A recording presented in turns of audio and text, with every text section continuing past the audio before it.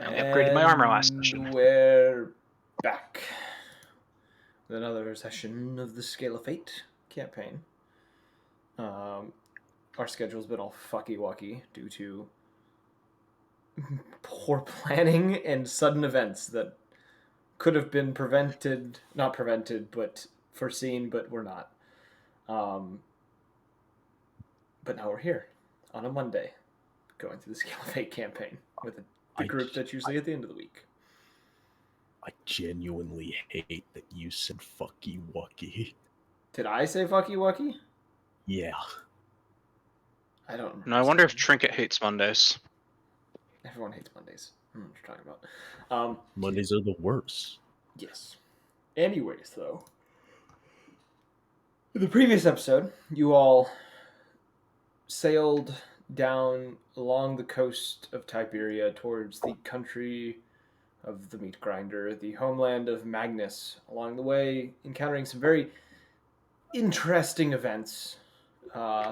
Journey, having a vision from a god or goddess.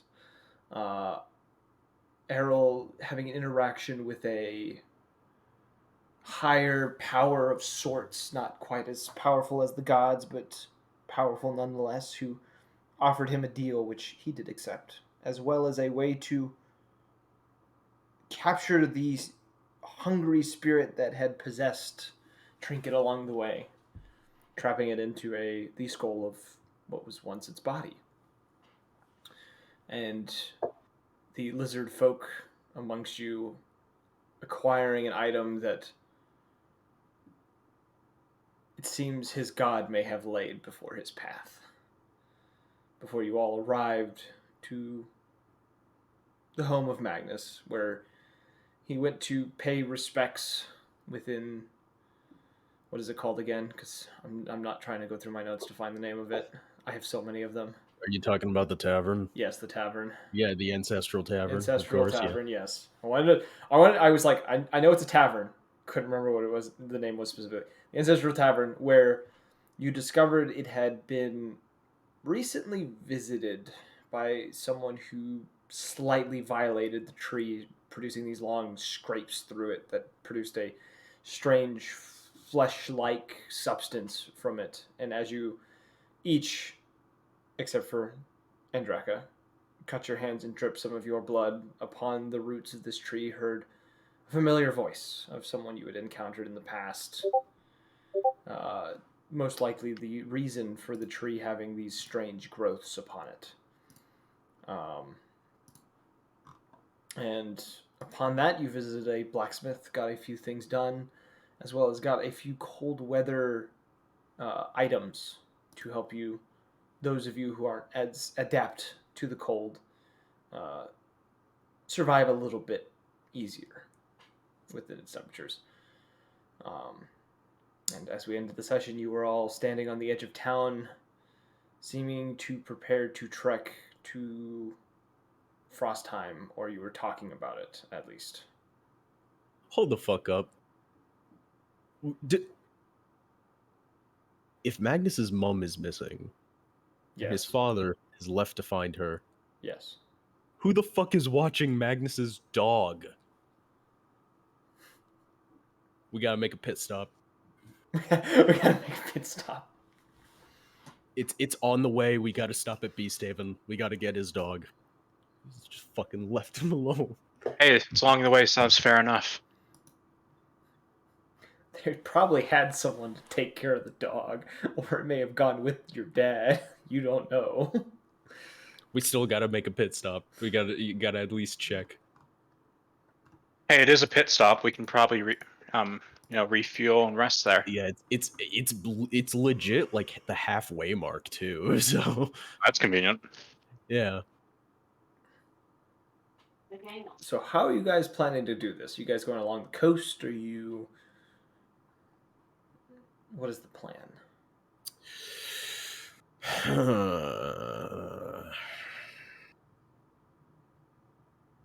It may be best because of the people that I am currently stuck with. that we follow the coast. Because the mountains may be safer for the simple reason of a lot of creatures can't climb mountains. Well, a lot of creatures can't climb mountains effectively.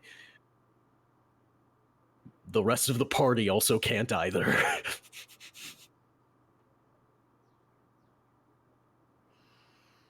Okay.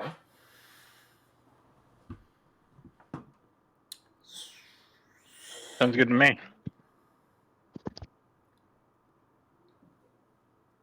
Who the fuck's outside my window? Give me a second. You is that the plan? You guys are traveling along the coast? Yeah. Yeah. Okay. So you all gather yourselves and prepare to leave town. Heading up along the coastline, I assume on foot. Considering this country is probably not great for wagons or anything else. Oh, yeah. All right, so you guys are just beginning your journey along the edge of the mountains on foot. Let me think about how I want to do this.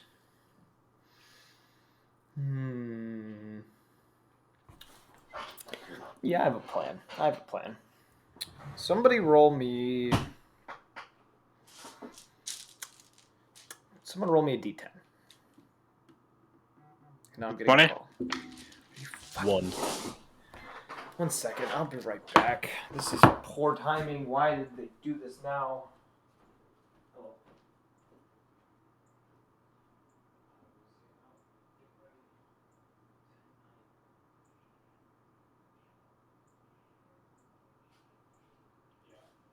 Nat 1, huh? Yes.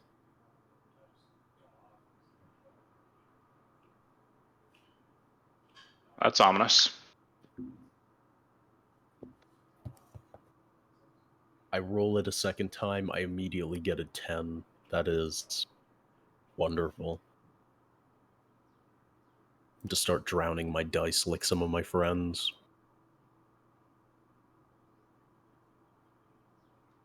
The rebellion out of them. Exactly. You drown your dice and they roll better. That's just how it works. Okay, I solved that issue. That was a quick one. I apologize for the sudden inconvenience. I can have problems too in my life. Anyways, yes, that D10 roll. You said a 1. Yep. All right.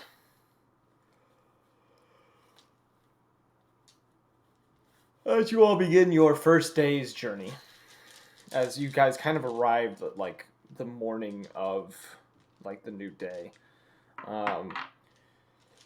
roughly about probably an hour outside of the city or the town of Blood Gulch, the wind begins to pick up.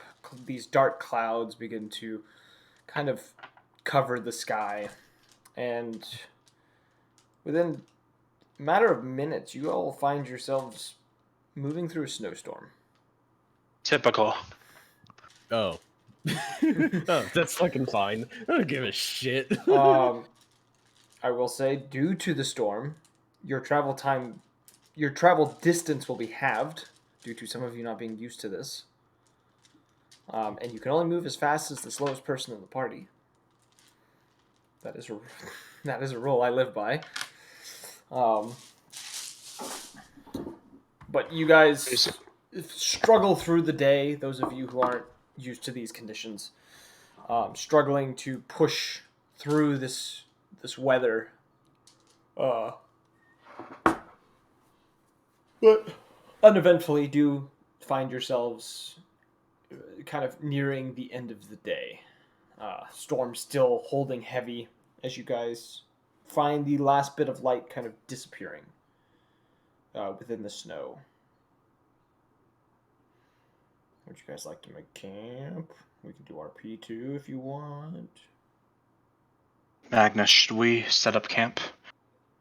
I know you can probably stomp through these conditions pretty well, but might be a little too much for the rest of us. Do you really want to stay out here with the wildlife? I mean, it's freeze to death or get mauled to death. Are you saying that there's a town nearby where we might be able to make a more safe haven? How many days to Beasthaven?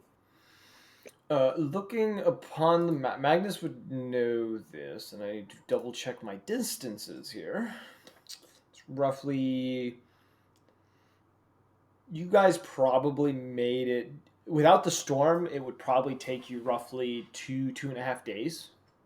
The storm itself has probably added an extra half day to a full day to the journey. So roughly 100-mile trek. And due to the conditions of the mountains and even along the coast, it's a bit rocky. You move a little slower than you would along like a plain or a desert.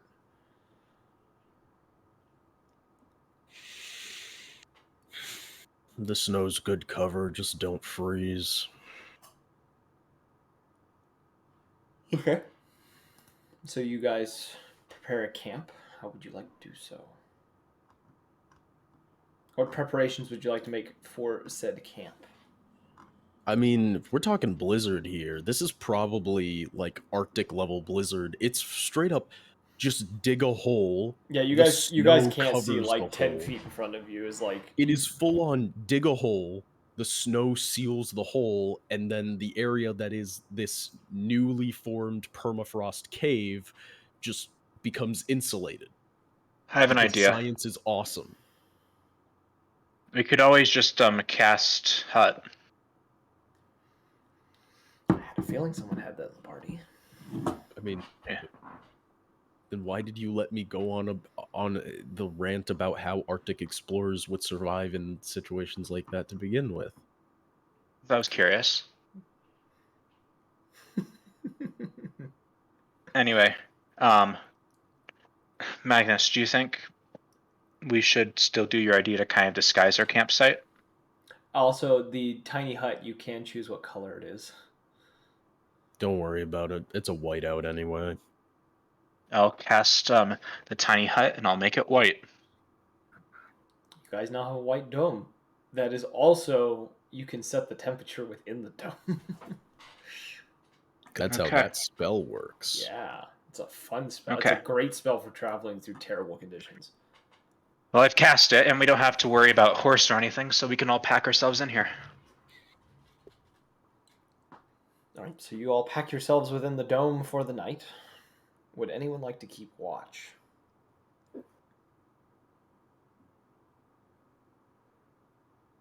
I have to stay Yeah, inside it. You don't have to. I'm just asking, like. Oh yeah, I'll take a shift. Yeah. Oh yeah. Okay. I guess for your first shift, roll a perception check, as you were the only one who's staying awake this night. At the moment.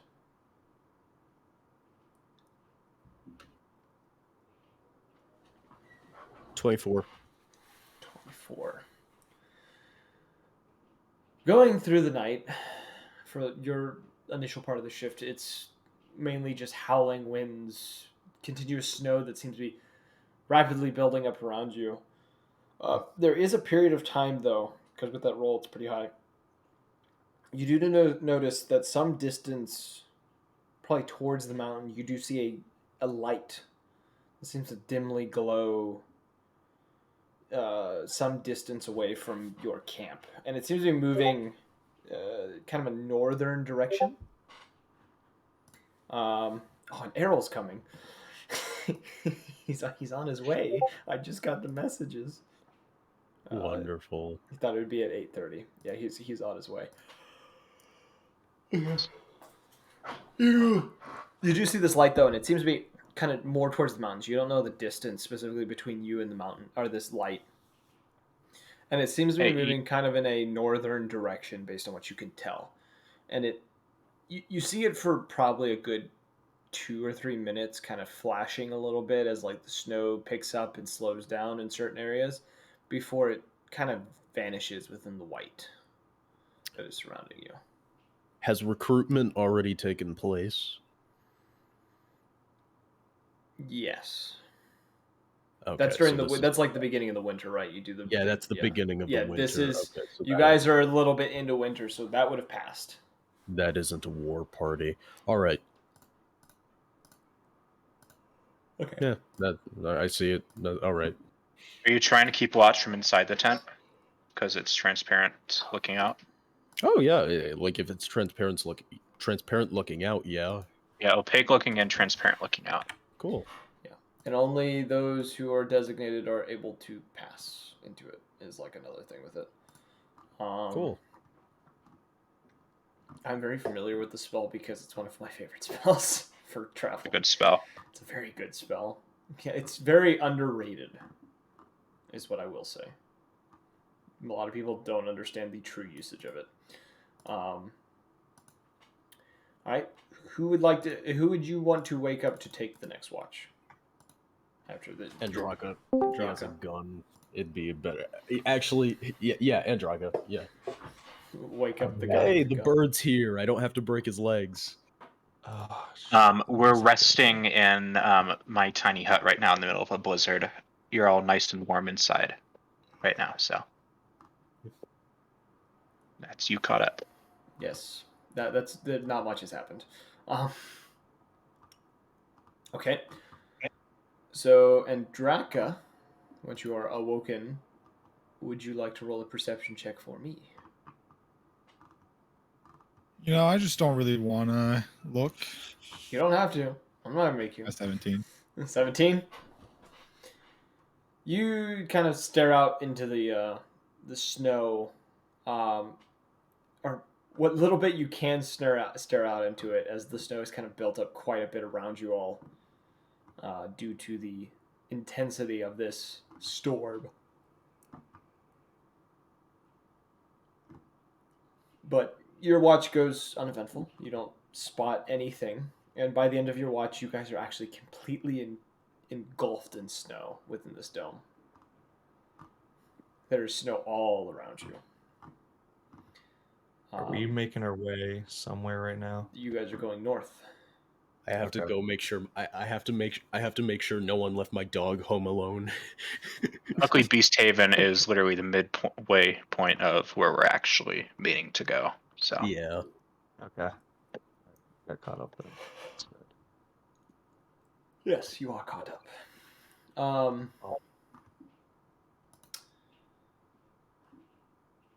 Who would you like to wake up, Andraka? You don't have to wake up anyone, but who would you like to wake up?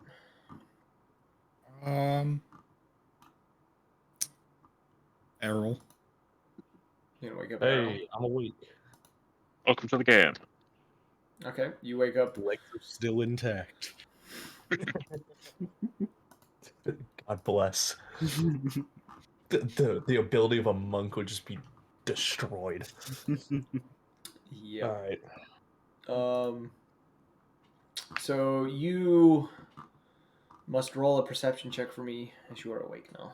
Even though there's snow all around you, I'm gonna have you do it anyways. Well, I'm opening up D&D Beyond right now. Hold on.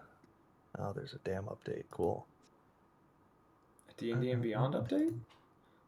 I just got a notification or something. I haven't opened this in weeks. The computer or D&D and Beyond? Probably both. Perception. Not passive perception, right? Just Perception. Just perception. Yeah, because you're actively on watch. All right. I don't know what it rolled, but the dice is just loading. I feel that. 18. 18. Nice. Okay. Like you're built for this or something. It's almost like I have a plus 11. That's crazy. Wow, that was a shit roll. That's how my rogue feels when I roll a fucking 18 with stealth. It's like, wow, that was a shitty roll. All right. Yeah, it's like 7. Ah, plus 11. We're good. Oh no, me is like plus. It's like 3 plus 15. I got an 18. It's how it feels to be a rogue at level 13. Jesus. All right, you go through your watch, finding yourself kind of admiring the snow around you,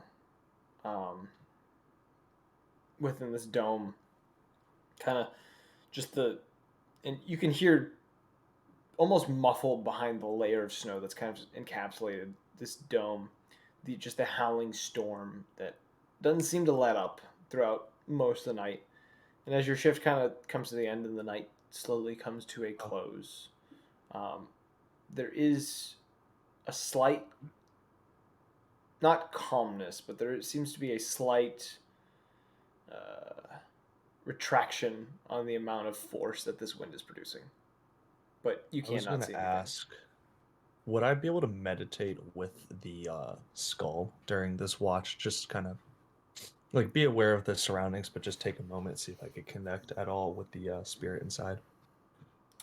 I would say with that, let's roll. What should I make you roll? Do an Arcana check. +0. Is it rolling? Because you know nothing about this entity that you are dealing with. Yeah. I got a 4. I really don't know anything. You go through the night kind of admiring the snow, trying to focus on the skull, and you do find yourself a few moments in the night like this desire to put it upon your head. And feeling that kind of temptation, you often you seem to push it away from yourself for a moment before trying to go back to seeing if you can commune with this entity. And around the 4th or 5th time that happens, the others begin to start rousing and waking up as the long rest that they had has been completed. And within a few moments of you all finishing your long rest, the bubble pops, and you're all covered in snow. Love that. Trinket immediately lets out like a yelp, and you hear the equivalent of like something shooting into the air. But you are all covered in snow and unable to see what happened as this happened. Just gonna dig myself out. I mean, like, fucking get caught in an avalanche. Just another fucking Tuesday. Just gonna. And this is why I'm glad I have a blanket over me. Your I blanket's getting stand wet. it up and like, yeah, it's wet, but it protected me. But Oh, that's shake cold. that That's thing cold. off. Yeah, Magnus being the Yeah, first one as out, well. you find Trinket. There's a hole about the size of Trinket that has been formed, and she is roughly 5 feet from that hole, kind of on all fours, shaking, her teeth clattering, and she looks a bit in shock. Here, I managed to mostly cover myself from getting too cold, so I'll hug her to give her a little warmth. Magnus would just look at this like, first time, huh? She just kind of recomposes herself and pulls her cloak, or the new cloak that she has on tighter. She kind of mutters, "I don't like the cold." Just a lesson. Every night, just make sure you have a blanket over you, even when it's warm inside, She just in kind case. of gives you a nod, tries to get some of the snow off her face. Just like drags his leg out of the snow and starts walking.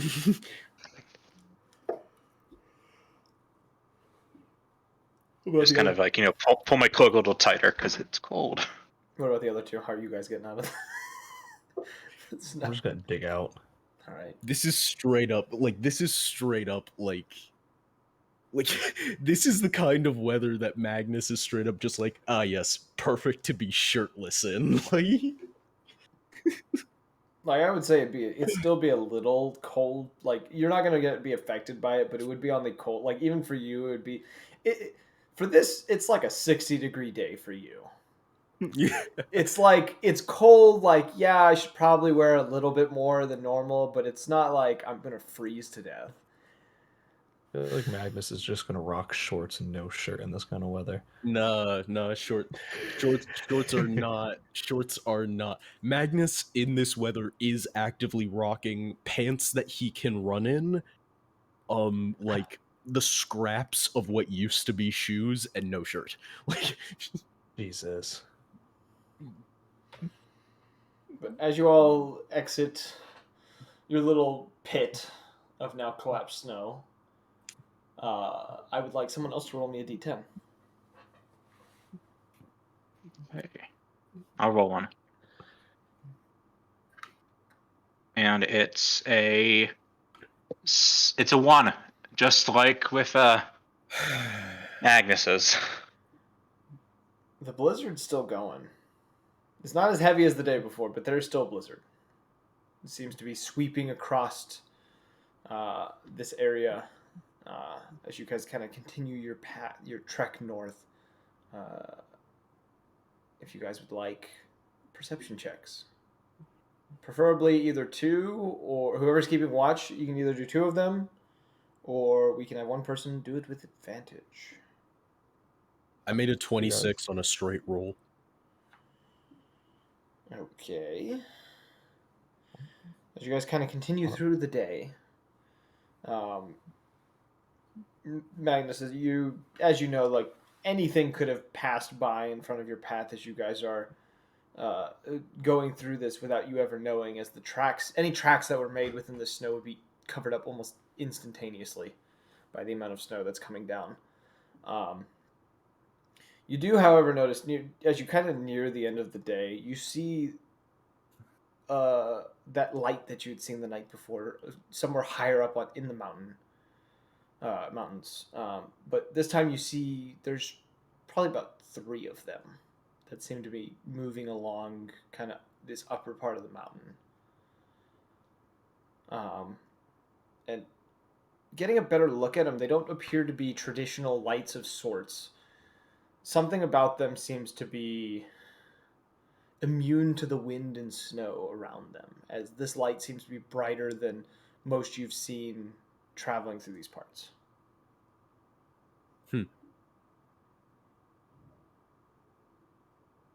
All right. But on that note, you guys make it through another day of travel. Probably made it roughly by this point about almost halfway, roughly halfway the distance you need to go. Cast the tiny hut again. All right. You guys settle in for the night, casting your tiny hut upon the snow. Everyone, remember, fully cover yourself in your blankets and cloaks, just in case there's no snow buildup. Yeah. And who would like to take first watch? I could take first watch. I'm gonna do the same thing I did the other night. Okay. Well, as you all kind of gather in and get in your positions and begin to rest, Errol, roll me a perception check, please, as your night begins. Something higher than a 5, please. I'm begging you. It's loading. Nope, I got a 4. It's a 15. 15. And also roll an Arcana check if you're wanting to mess with the skull again. All right. So as you kind of relax within the hut, the warmth of the hut, Another 4. another for 4. the Arcana. All right. Yeah, you have the same experience as the night before. This time, as you are able to see out within the snow, there is a faint light some distance away that does catch your attention. Something moving slowly northwards that you see for a brief time before it kind of disappears within the swirling white around you. And kind of vanishes within probably moments of you seeing it. But other than that, your shift goes uneventful. Who would you like to wake up? All right. I will wake up Journey. All right. Have you seen anything? There's a little some light kind of north of us, but it disappeared now. Okay. Was it I'll moving keep my towards us? I'll keep an eye out for it.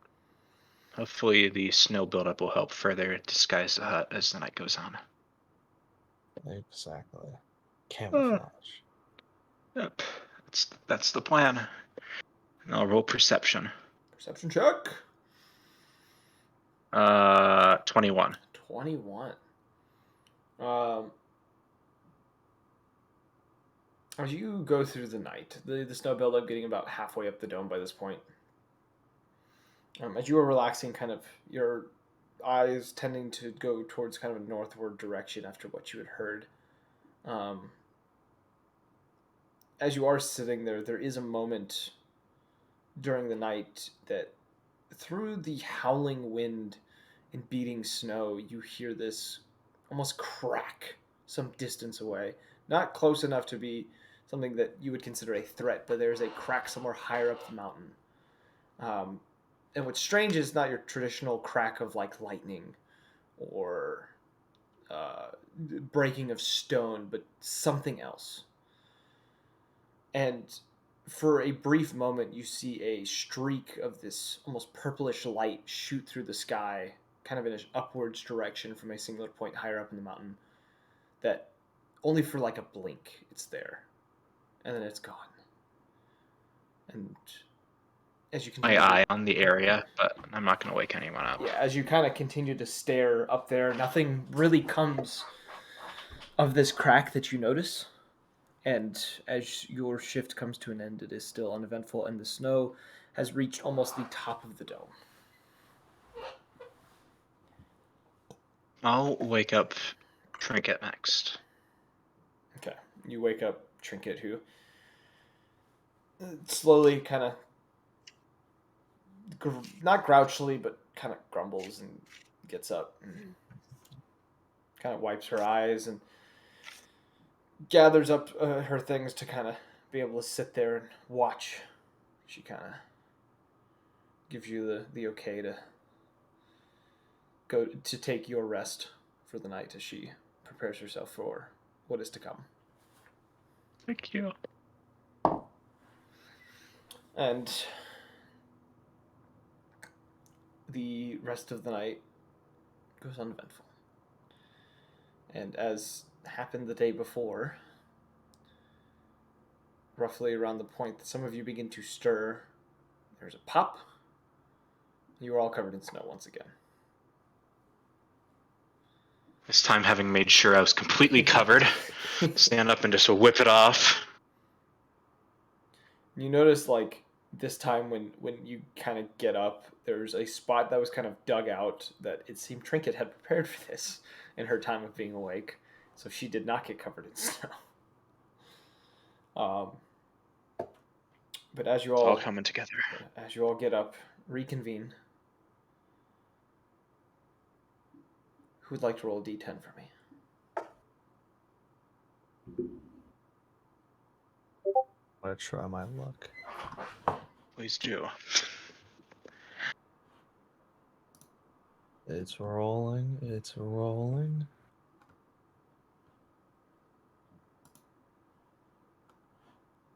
It's a 7. The weather clears up. It's an improvement. Hey. As you guys emerge from this dome, it seems you are surrounded by clear skies and a very gentle, chilly breeze. But the snow has stopped. And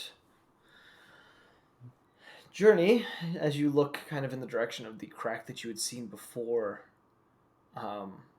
you notice the general area where it came from looks to be a sort of platform along kind of upper part of one of these mountains. And near it looks to be a small, almost dying column of smoke. I'll point that out and say I saw some activity up there last night. weird purple beam light show thing, but never came down and bothered us, so I didn't wake anyone up. The Most likely white magicians of some kind. are there magicians in the mountains?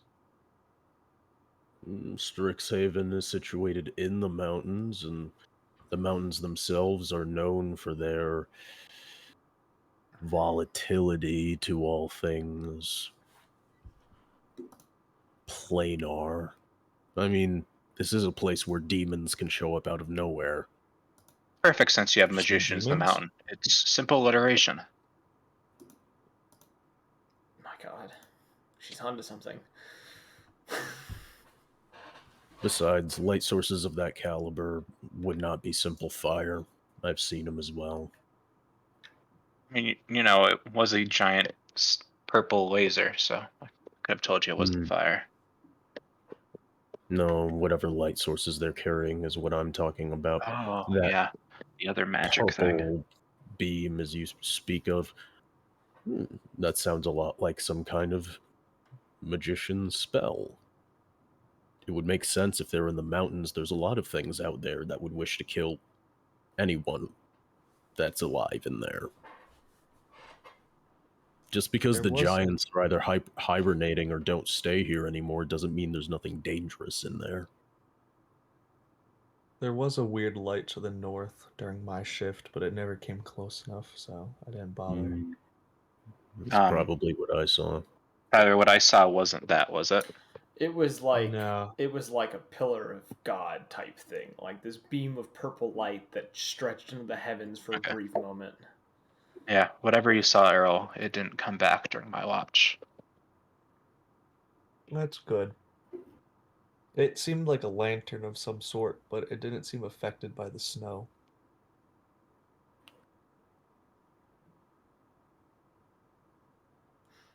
All right. Looks like we're about halfway to Beast Haven, so I say we get on our way. Perception checks as you guys begin your trek from your campsite further north towards your Perception check for destination. our perception trek. Yes. Oh, I rolled mine on advantage, but please something higher than like a 4 or 5. Jesus, I got 2. It's a 15 again. Oh, you went with advantage? Yeah, got a Damn. 15. It was 2 4s, literally. Okay. Bad luck. I was about to have something over 20. The API is out to kill you. As you all Really travel is. about, Errol taking point, as he feels quite confident in his abilities to lead on this fine day. As you guys are going, with the clear skies, you are seeing various creatures that seem to be active within kind of higher parts of the mountain. You see very large birds flying about, a few other creatures that seem to be scurrying along upper parts of the mountain, kind of seeming to keep out of sight for the most part. You mainly see their forms for a brief moment before they disappear. But throughout most of the day, it seems fairly uneventful. As you guys near kind of later in the day, you do notice up towards one of these cliff sides once again lights. They're difficult, hard to see at first, but you do see flames that seem to be floating within the air along kind of a path along these kind of upper walkways along the edges of this mountain. And near these lights, you see a group of cloaked individuals, black cloaks, seeming to have strange kind of. You can't really make out any of the stuff that's on their cloaks, but you do see that their cloaks seem to be covered in various markings of some sort. Perhaps Friend they're or foe? cultists. And one of the individual, the one in front, seems to be holding a strange, kind of oddly shaped, kind of glowing purple object in their hand as they're kind of holding it in front of them as they are walking along this ridge. Oh, purple object, purple object. I'm gonna steal it. No, I think that's what did the giant laser light show last night. Do you reckon we're following them or they're following us, It Magnus? doesn't matter. If they're cultists, they're supposed to be there. If they're not, either the wilds will kill them or they will fight. They will have to deal with warriors because they're doing something idiotic. If they're not doing anything idiotic, then they are simply magicians traveling, of which case honor code states we do not bother them, for they are not bothering us. Fair enough. I will make the comment to you, Magnus. You've never seen individuals like you've met many probably magicians and cultists within these mountains and various people that have traveled through. These ones seem off. They're unlike anyone you've ever seen. Kind of the way they're moving about is much different from most of what you've seen. He'll lean over to Errol. If we ever find ourselves close enough to them, definitely steal the purple object. I was already gonna do that, but okay. Can I go Bring now and take out. it? No, I'm gonna wait till nighttime. All Why right. are we whispering? I don't know. I'm like whispering to Magnus. Oh no, this is Trinket that was saying that. She go, why are you whispering? Yeah, Why are we whispering? Oh. Basically, all of us put in drop and join the whisper circle. Just hey Trinket. You want to go steal some shiny stuff? What do Too you? long of a hesitation. All right, we're doing this. You know, I Okay. could just teleport you guys up there. Well, one of you guys up there anyway. How about we go say hi? Just like introduce yourself. Friendly little neighborhood. How you doing? Sure. If they are mages, it might be dangerous. I think we can handle them. We could always disguise our numbers by having a few of us hide in the brush. There's I need not to hide in brush. some This is the snow. There's snow and only snow. Hide in the snow. How deep is the snow? Due to the blizzard, you guys have been kind of. Errol, you've been able to walk along the top of it because you're light as a feather. The rest of the party's been kind of like mid-thigh to the waist in a lot of it. I could tunnel to them. I'm not a sand owl, but I could try. I dare you to do that. Okay, how much do you want to bet? Okay. And then I look in my bag of gold. I'll bet you 100 gold. All right. Oh, I'm Go up there I'm and gonna, steal their funny purple orb. I'm gonna face Extra direction. extra 23 gold if you don't get caught. What if I steal their boots as well? Do I get anything for extra? No, Okay. I'm All just trying to even out my wallet here. If I steal their boots. No, All right, wait. North, that means, well, even if they aren't going towards Giant's Bane, that's general area. So I guess Magnus would just be like, if they're even a problem, we'll just go to Giant's Bane and drag a battalion of undead soldiers with us. It doesn't matter. Wait, hold the phone. Undead soldiers. Huh? Yeah. Whoa. Run that back real quick. I'll explain it when we get there. Okay. I'm gonna face the direction they're in, and then just. Have you ever seen like a fox dive head down into snow? Oh my god, yes. I'm gonna do that. I'm gonna hop straight into the snow and start burrowing towards them. I want you to do an acrobatics check to see if you actually get through the snow. Okay. This is a plus 13, but with how my rolls have been going, it's gonna be questionable. Come on, baby. Jesus, it's another 4. I got a 17. All right, you do get in. There's a moment where, like, as you kind of go in, your feet are like the only thing sticking up for a moment. But you do, man. You just like kind of you stop for a moment, and then you just kind of slip into the snow. I'm gonna say, as you want to dig your way up in that direction, because you are doing this technically blind, because you are under the snow. Let's say athletics because you are doing a lot of digging. I feel like we should just leave him. Like, he's trying to do this in broad daylight. What kind of stupid motherfucker does that? Listen, if he doesn't get caught, he gets an extra 23 gold. You said athletics, right? Yes, athletics. Trigger just kind of turns and just says, he'll probably catch up. Kind of turns in the I direction got of the 3. north. Dude, I've been rolling 4s this entire time. Okay, D&D and Beyond seems to be broken because my mother was doing that the other day. Yes, my mother has been playing D&D with me. It's strange. Hold on. I'm rolling a regular. I'm pulling up another die program. Yeah, It's just- try I'm sick and tired of that. These 4s. But you do get a little tired going along the way, and you kind of pop up at one point. You've probably only dug like 5 feet. We're just looking at. I'm just still looking. Yeah, you see him kind of digging. No, he gets more like 10 feet. He gets like 10 feet. He just kind of pops up out of I nowhere. will screenshot this. I just got a nat 20. All right. No, I believe you. I believe you on that. As long as people ain't fudging rolls, I ain't going to call people out for talking shit or doing shit. Okay. After your first attempt of like kind of getting up and you kind of look behind you and like the party's 10 feet behind you, kind of gain this little bit of determination, probably like a Napoleon complex type deal. Kind of dive back in the snow, kind of swan dive.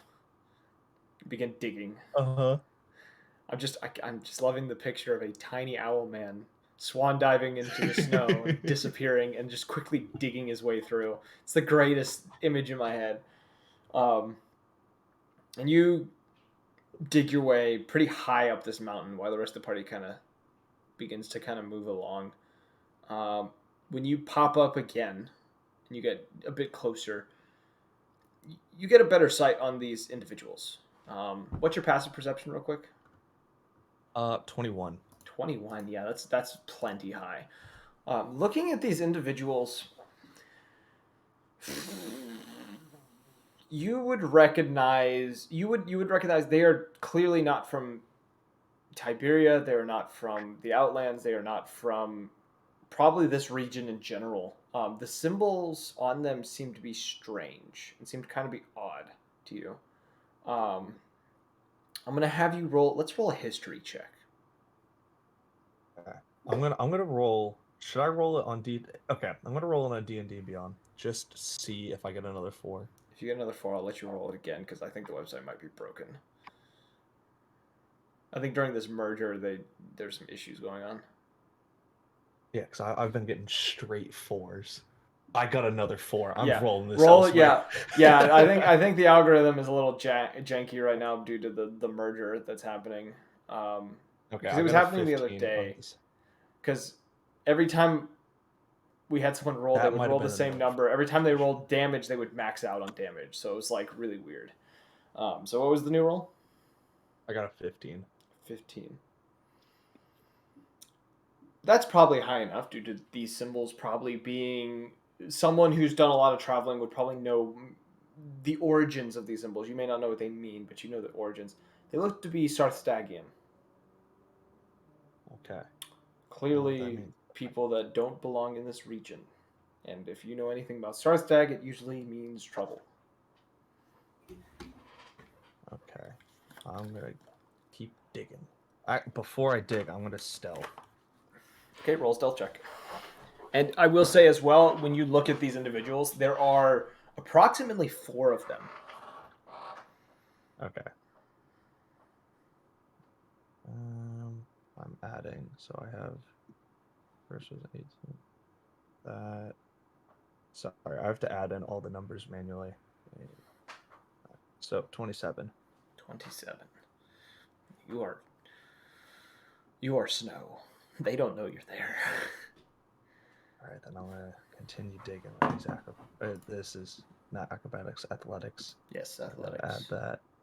Okay, I got a 15. It was a 16, but I have a -1, so 15. So you kind of keep up with them. You don't gain any ground. As they're walking and you're digging, they seem to have a better pace than you. You are kind of keeping in distance with them as you kind of dig along, but you're not making any ground towards them. Mm. I'm gonna have someone else in I'm the other part of the party roll a perception check because I assume you guys are traveling along the same path. You have a pretty good perception, don't you, Magnus?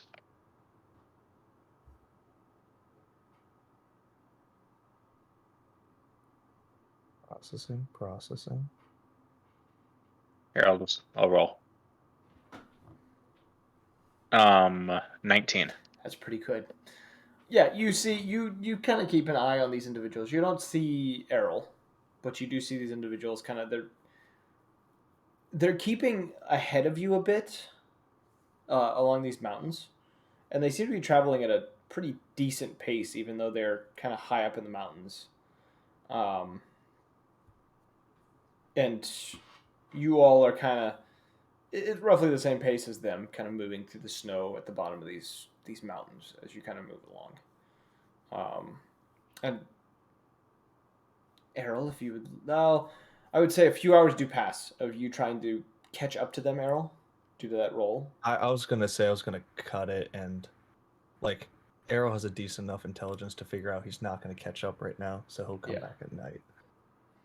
So yeah, you after like an hour or two of like trekking after these individuals, you kind of call it quits.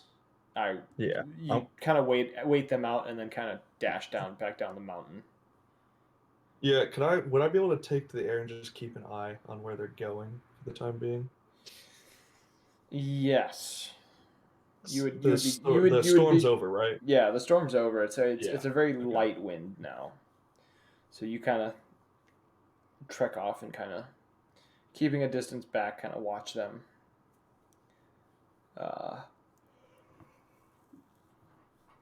Okay. And then as your day begins to come to an end, night begins to fall. You guys have made a decent distance this time. And keeping an eye on these individuals, you do see them kind of turn inwards towards like the inner parts of the mountain for a moment before reappearing upon a what you can see is a noticeable ledge upon one of these mountains with a cave opening up in front of it, and you see these individuals kind of they don't disappear into the cave, but they stop somewhere in front of this cave, and you do see after right before the sun is actually officially setting, a pillar of smoke appears from a fire of sorts. Okay. I'm going to go back to the group and fill them in. Okay. Are we just getting the camp set up, I'm assuming? Yeah, I'll set up camp. You can tell us all about what you saw. So, there's about 4 of them. I recognize some of the readings on their clothes. I'm going to butcher this name again. Is it Starstag? Starstag. Starstag. Yeah, they're from there. It looks like there's about 4. They made their way up to a cliffside, and there's a cave opening in front. It seems like they're going to be setting up in the mouth of the cave for the night. So I might take. I would say for Errol, you notice that this cave is pretty deep. Okay. It looks like a deep cave. Sorry, my Discord keeps cutting out, so if I'm interrupting you, I apologize. No, you're good.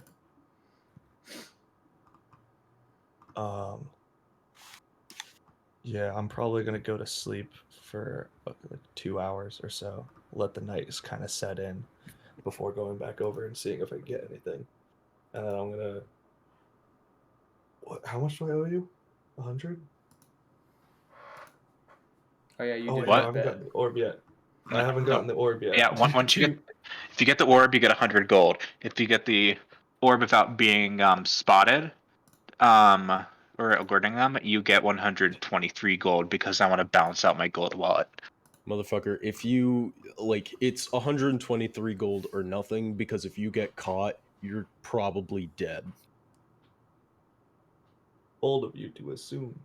These are magicians. They're gonna do some stupid shit. And I have the power of darkness on my side. It's true. Just kind of smirk.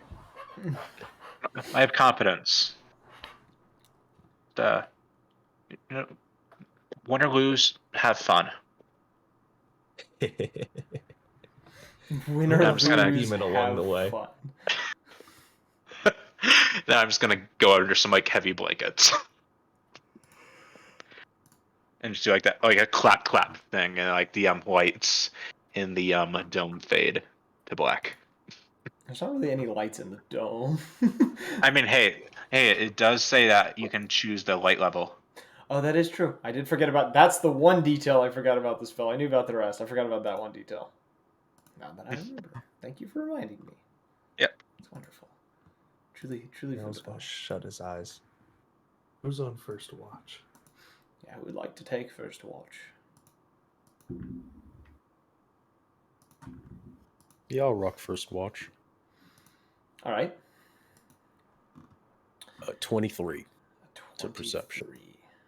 Okay. As you are taking in the night, kind of watching around the dome, which isn't being buried tonight, you do notice the flames up on this cliffside that seem to be along this ledge in front of this cave.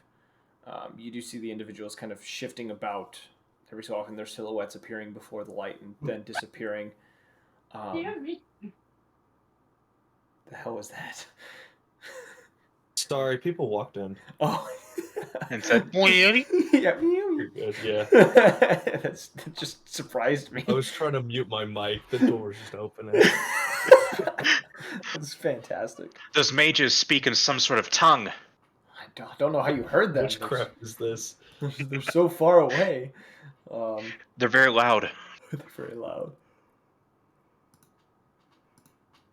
You do notice, though, as like the night kind of goes on, as your shift goes on, there seems to be something else up there with them. Something large that seems to be shifting around. You notice it kind of around the mouth of the cave, something shifting within the shadows.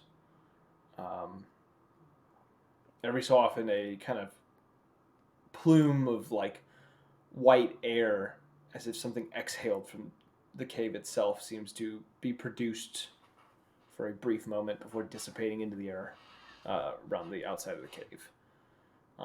Whatever it is, though, seems to keep out of your sight as you kind of watch. And you do see kind of the individuals kind of, as they're shifting around too, you do get a glimpse of the kind of this odd purple object from time to time that seems to make an appearance into your line of sight before disappearing. It seems to be moving about the camp.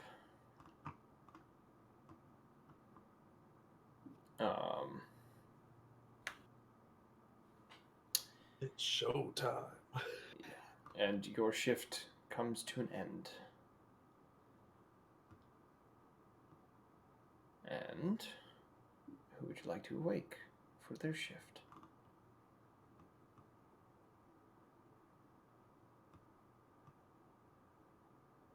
I'm gonna be perking up around this time as well, but I'm not gonna be on shift. Okay, so you're up. You do, yeah. You know how to wake yourself up with this, Magnus. Mm-hmm.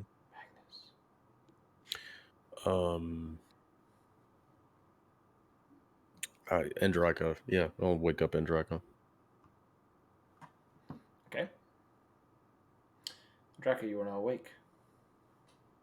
I'm gonna go over to Magnus before he falls asleep and ask, did anything happen during your shift?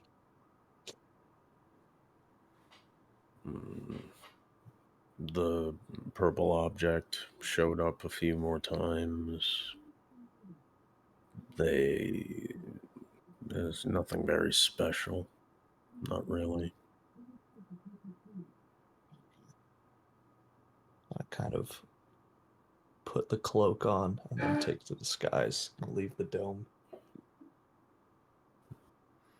All right, you take to the skies. And Drago, would you like to roll a perception check for me?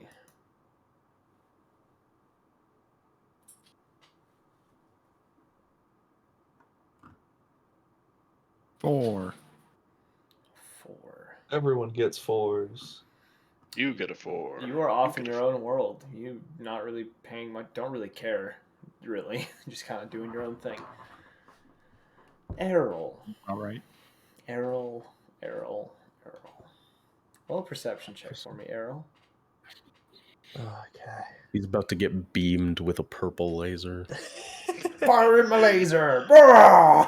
I probably should have stealthed before I left. Okay. Oh, no. I'm not. You're at a distance. I'm like letting you see anything before you get close type deal. You have bird I got eyes. a 17. And I got night vision.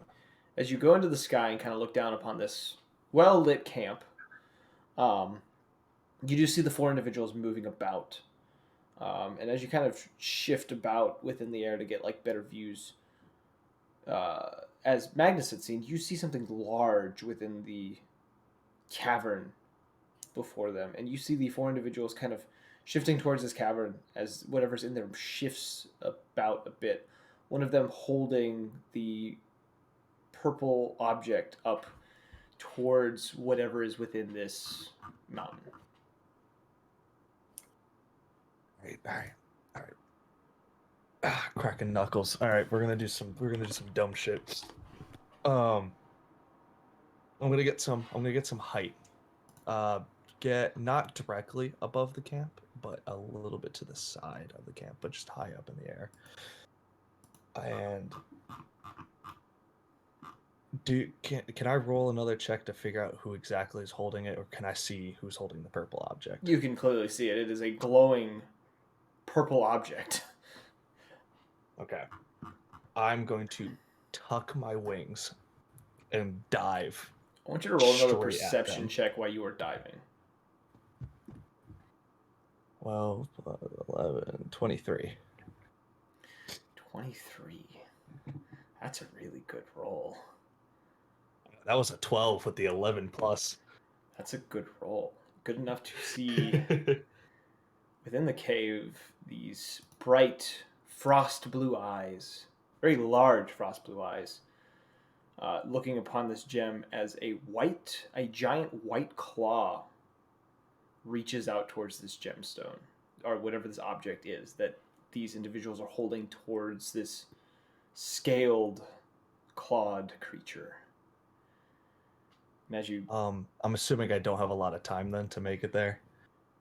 you are midway as it is like about to make contact with the gem. You might be able to make it. I want you to roll a nature check real quick though as you are getting close to this. I was also going to say, can I do use shadow step mid-air to start boosting myself forward to increase speed? Yes, and I want you to make the nature check anyways. Yep. Okay. I got a 12. Damn. I don't have any bonus on that. It's just a straight 12. Oh, this is probably not a hard thing to understand. Whatever you're diving towards is draconic in nature.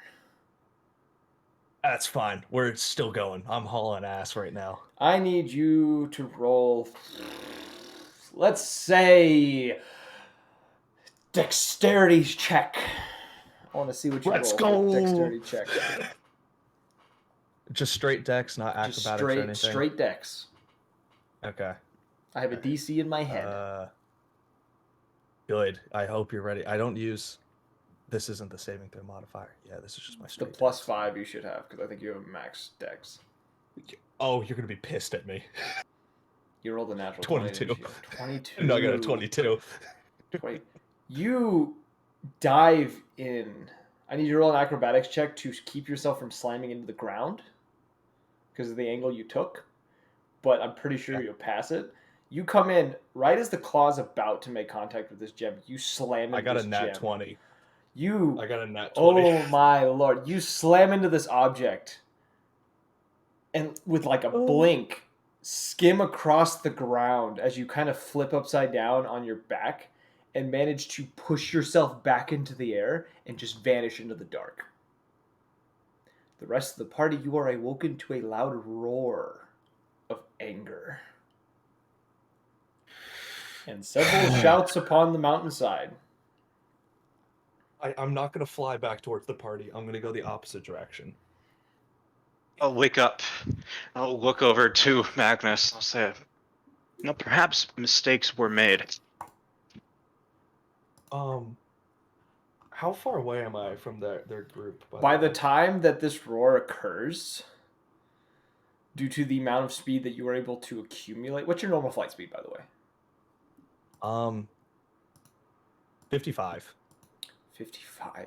You probably made I'm it about. hauling ass. You probably made it roughly almost like 200 feet when this roar occurred.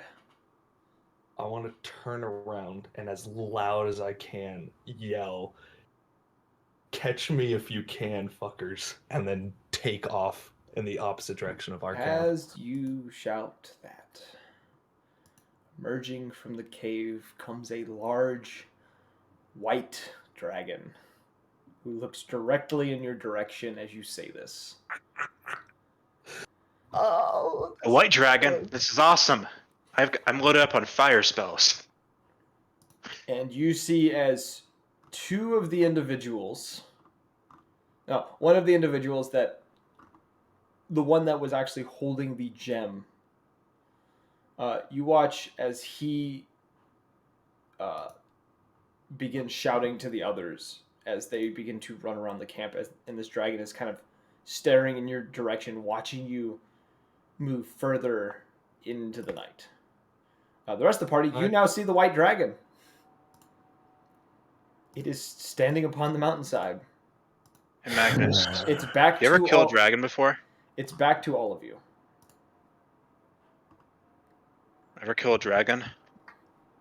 I just want to make sure my dog's okay. Well, you'll have quite a story to tell about your quest to reunite yourself with your beloved pet. Fuck that. I mean, I can't.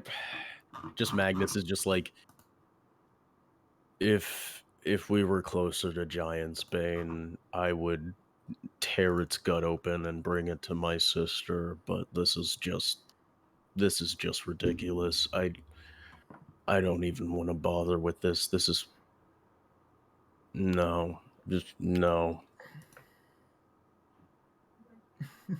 You're still hidden plan if you, on- Yeah.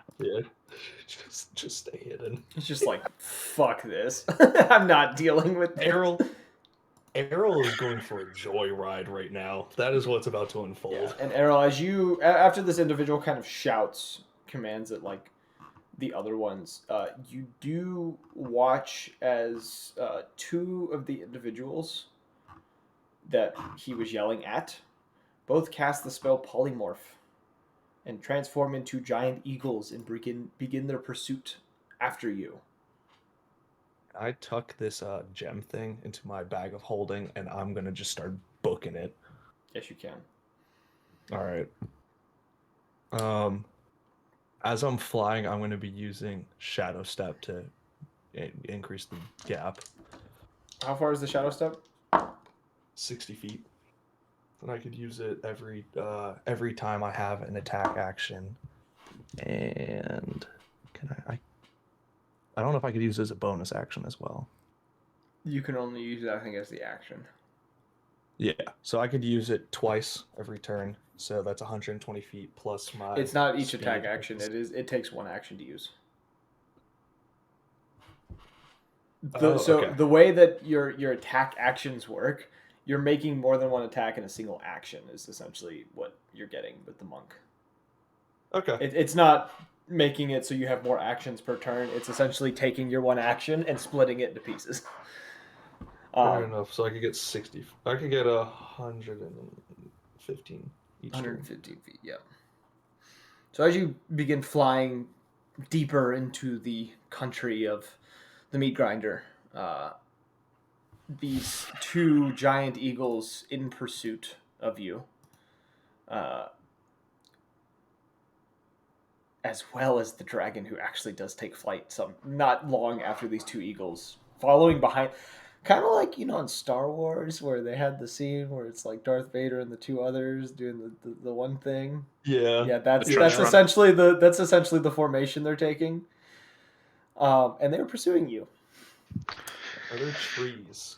No, This is a place of Oh, it's mountains. just a flat mountain. This is just mountains. There is nothing else in Oh. this area. I'm You gonna have get. to drop I'm into just- the valleys. That's how you get to trees. At least I'm we're all gonna- in for yeah. quite the show. I'm gonna start hauling ass towards the bottom. So I'm gonna be aiming towards looking for trees, aiming for that, but trying to stick as low to the ground as possible. So Like low enough where it's not gonna impede my flight, but just low. you do see there's rough patches of trees. They're not like super dense by any means, but there are like scattered bits of trees here and there, mainly pines of sort, the more of winter hardy type uh, trees uh, surviving in these parts. And you said you're just diving down towards these trees and stuff. Yeah, I'm low flying, essentially. Okay, as you are making your way and trying to find a good place to try to disappear. As you glance back, you find that the gap between you and these individuals is very slowly shrinking. That's fine. All right, still going. Just keeping an eye. How far away am I from like more dense trees? Roll a perception check to see if you can find anything that you might be able to attempt to use.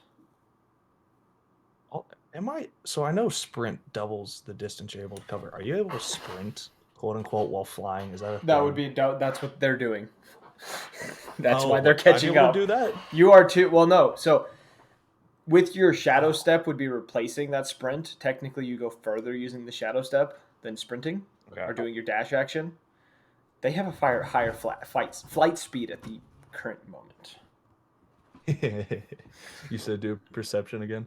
Yeah, do another perception check. See if you can find a place to try to disappear. I got a 22. It was a 11 plus an A 11. 22. You see one of the denser areas of trees. It's probably maybe like a few hundred square feet of trees that a little difficult to see the ground around from like the tops. Okay. How far away is that? At this point, roughly 300 feet from you. The individuals behind you, who were when you started were about 250 feet, have closed the gap. They're probably about 160 feet from you by this point. I'm just booking it for the tree line. All right. As you continue this dashing, by the time you hit these trees, like get into them, they are roughly 70 feet, 60, 70 feet behind you. As you All right. quickly dip into these trees. Now, showtime. I'm going to start. I'm going to use my movement action to get 50 feet within to this dense forest, kind of just weaving between the trees.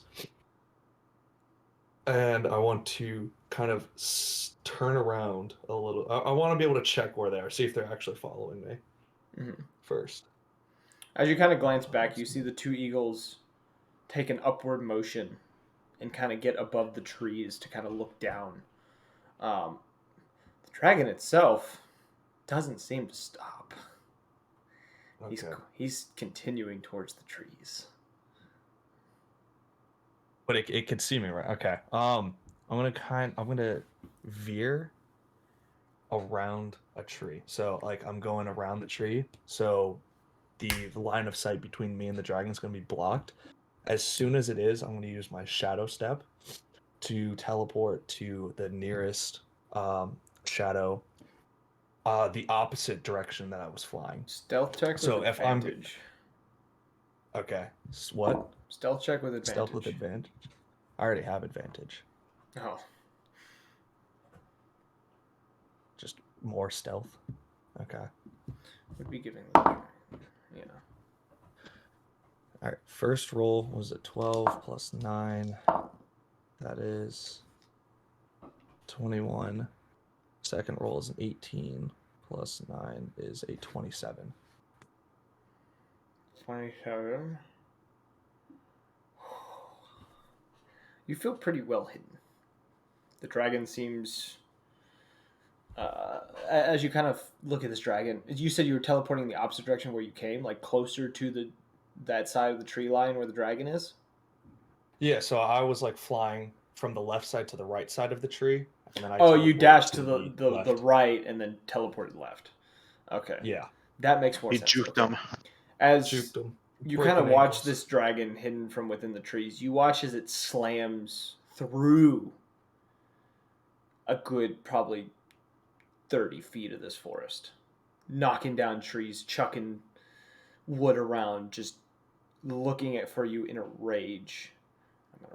I'm going to roll a dice to see something real quick.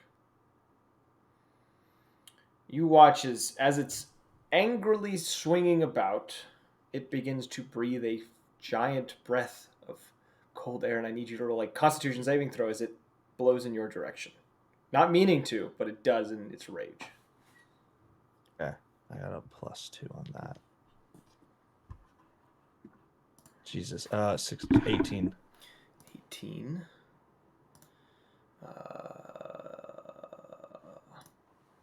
Okay. Let me double check this real quick. What a lovely sound. You take 59 points of cold damage. As this cold air encapsulates you and you feel you are frozen to the bone. You are not stunned by any means, or like you have no side effects, but you are very cold. You have been hit very hard. Okay, I'm at 7 health. Let's go. I had a feeling that was going to happen. It's still dark out, right? Yeah, it is still dark, yes. What languages do you speak? Common, deep speech, Sylvan, thieves can't. Okay, you wouldn't understand anything that these individuals are saying, or you wouldn't understand what the dragon is saying as it begins to shout into the sky at these eagles who are frantically looking about, trying to find you, and have been failing thus far. Do I see what direction?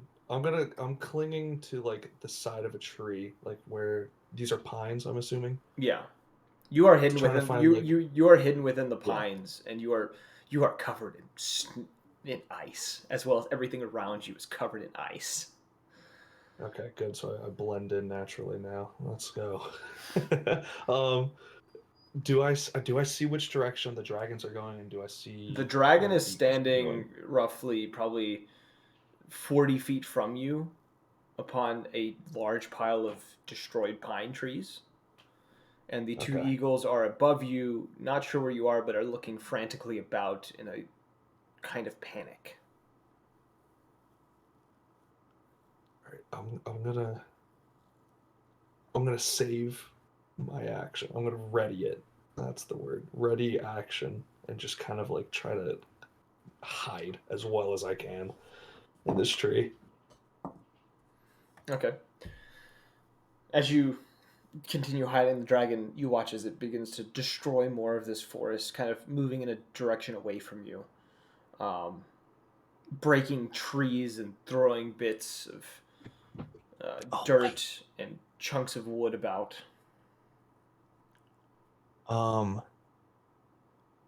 Can minor illusion cast verbal illusions? Yes. It is an audible. You can make an audible sound. Okay. I'm gonna cast minor illusion. I would check the distance on that real quick. It is 30 feet. Okay. They're heading away from me though, right? The dragon is currently moving the opposite direction of you. It's moving about like 50, 60 feet as it's destroying trees in its path in a rage. Are the eagles following it as well? The eagles are kind of circling above this forest as they're looking for you. I'm gonna stay here. I'm just gonna keep saving. I'm not. I'm checking my inventory to see if I have anything to help. Okay. You keep quiet, holding tight to this this tree as these individuals around you are frantically searching the dragon, seeming more and more angry, blowing more cold air upon another part of the forest, causing the trees to freeze up. And as he crashes through them, the frozen chunks flying into the air and about. After probably around 15 minutes of this, of you sitting there freezing, I need you to roll a perception check for me real quick. You'll probably pass this, and I'm just asking you to do it just in case you did fail. I got a 17 and then add 11, so. Okay, yeah. You find something. you and your intelligent monk self, you see an opening that you feel that if you could be stealthy enough in weaving through the valley to the east, back towards the way you came, you could probably leave these individuals without them knowing. Okay. I'm gonna acknowledge that. I'm gonna take my potion of greater healing. I don't know how much that heals. Is Or it D4 plus yeah. 4. So roll that. Okay. Wait, hold up, I'm changing stats on this. That number rolls for 1, 2. Okay. This side doesn't add them all up. 7, 12 plus that's 16 health back, and then I have a 27 for stealth already. I'm gonna start taking that path and just trying to Roll a weave stealth my check way for through. me. Okay. Bear with me. I'm changing all the numbers again. There we go. All right. First roll was a 10. Second roll is a 17 plus 9. 26. You slip into the night, unnoticed and unseen, and you watch as you get some distance away. One of the eagles gets a little too close to the dragon. You watch as he snaps, clamping his jaws around them before the polymorph disappears and the individual that was the eagle is no longer in sight. The other quickly retreating back away from it a little bit as it continues to search.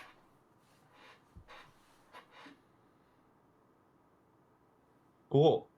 So yeah. I'm gonna head through the valley or whatever route this is, and then circle back up towards the group. So you managed to return to the group. It's probably by this point been an hour when you finally arrive back.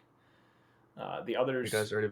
Did any of you go to sleep after watching the dragon depart? Yeah, no. No. I have to pay this guy out. And Trinket is shaking as she's watching this. Not a fan of the idea of having to possibly fight a dragon in her head.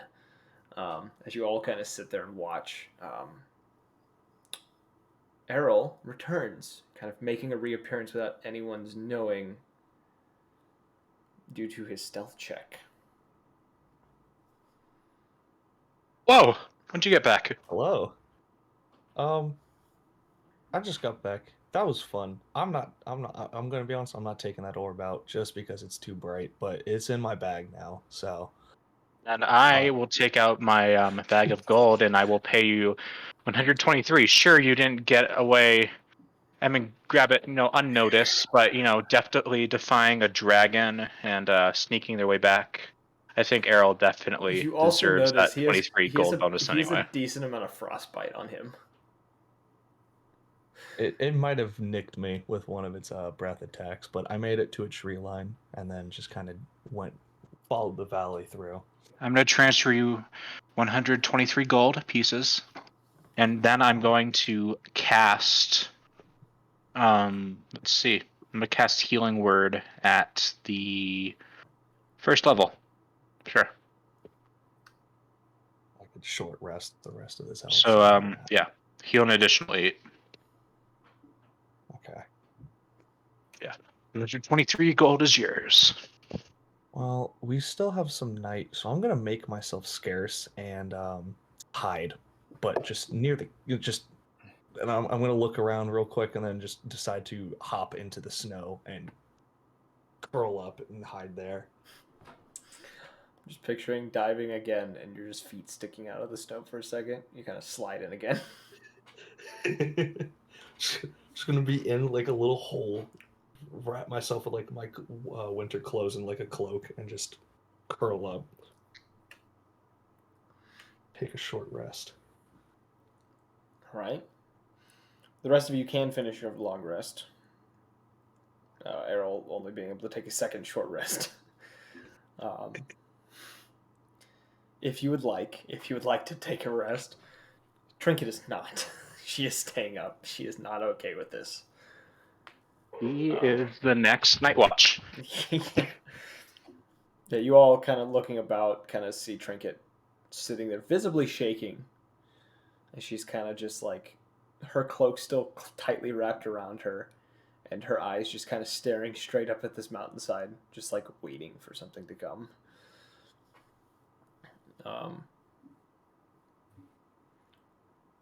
Though you all rest for the rest of the night.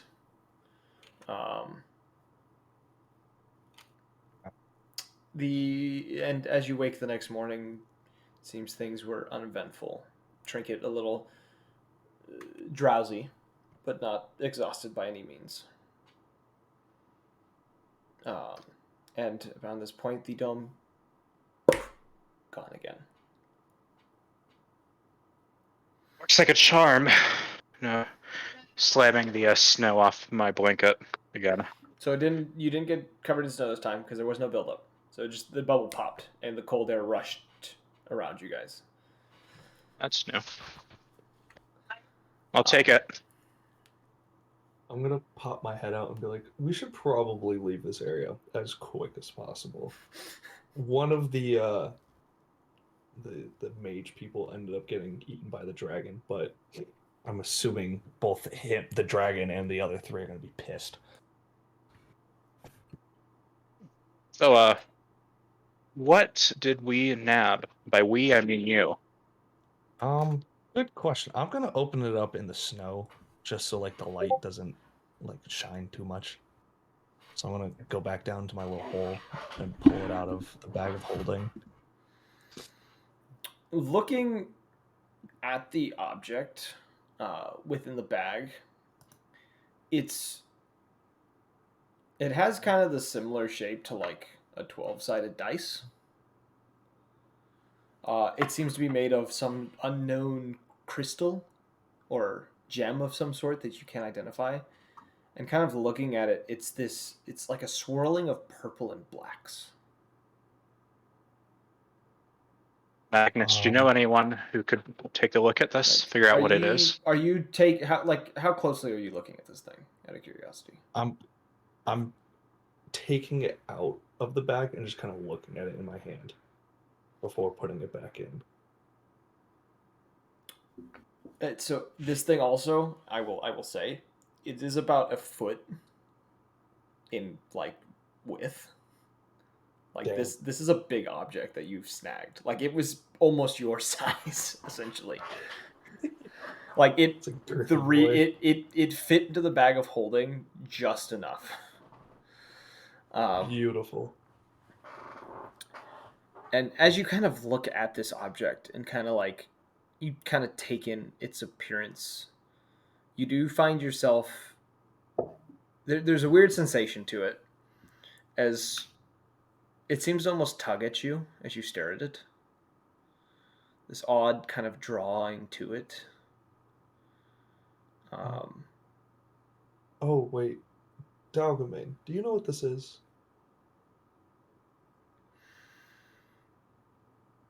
You do not hear a response. All right. I'm gonna put it back into the bag of holding and pop out again. Like, I don't know what this is. Maybe Andraka could know. He's pretty smart. I'd feel more comfortable showing it to him once we're farther away from. Makes sense. The cave. Giant purple beams.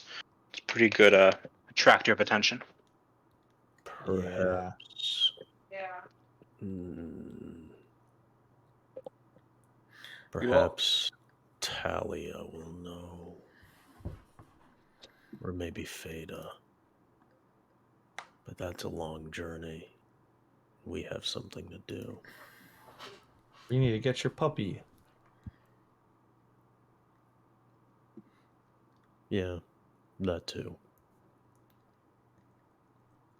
As you guys are kind of having this conversation, you do notice that Trinket has already started kind of moving.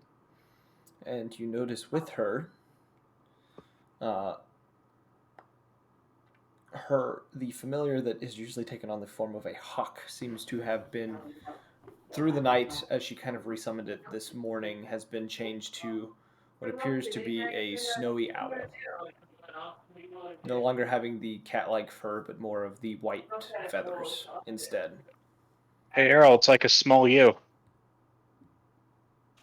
I want to pet him. You notice Maybe it's like kind of hot.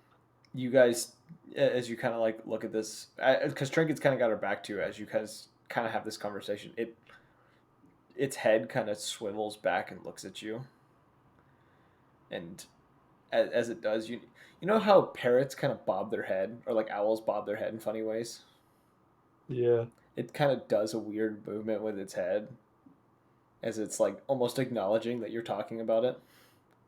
Can I do it back to it? Yes, you can. Do the head bob back to it. It's vibing.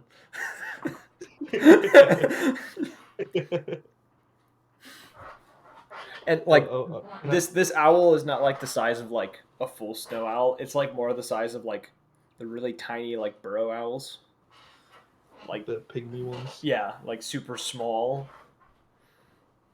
Kind of like a dwarf owl, I think is what they're called. I think there's a species of owl called dwarf owl. Yeah. I could be entirely wrong. Please don't kill me, internet. Who I am. I've been butchered about things before. Yeah. Oh no, you're right. Pygmy owls. Yeah. Pygmy owls. Yeah. Yeah, they're little boys. Damn, they're like the size of a leaf. Holy shit. Yeah, it's very small. It's a very small owl, and it's just vibing on her shoulder as she's kind of leading the way. And as you guys kind of head off from this point, keeping a watchful eye for any sort of danger, you come upon the small town of Beast Haven. I think it's a small town. Let me double check my notes to make sure that I'm not. It's mid-sized. It's not exactly small, but Did I ever get notes on Beast Haven from you? It's not on my page. I swear I have all your notes. Maybe it's mistyping. Maybe I wrote something else somewhere else. check the pin stuff in the chat. You'll find it faster. No, I'm looking at my notes as in like my actual OneNote, and it's not. Yeah. I'm saying if you're having trouble finding it, it will be faster if you just immediately give up and find it on the place I know for a fact it is. Listen here, you little shit. There's a lot of shit. I'm looking at it right now. Yeah, there's a lot of shit you pinned, so I'm like having to scroll through. I'm looking at it right now. I scrolled 3 times and I found it. Scroll 3 times is a very different amount for each person. I'll have you know my scrolls are quite large. That should only take you 1 scroll.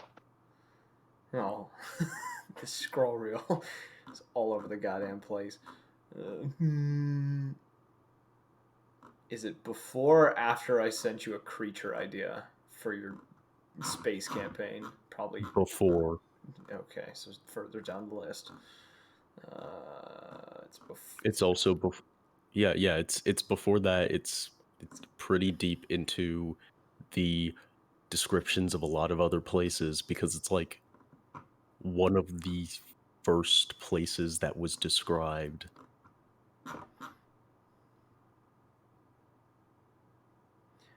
Ah, here it is. I don't know how the fuck you didn't make it. Oh, why did Google decide it wanted to look it up? Ah, interesting. Oh, flashbang! Fuck my eyes. Ow. Chrome decided to flashbang me. Give me a moment. There we go. Cool. You enter the town of Beast Haven.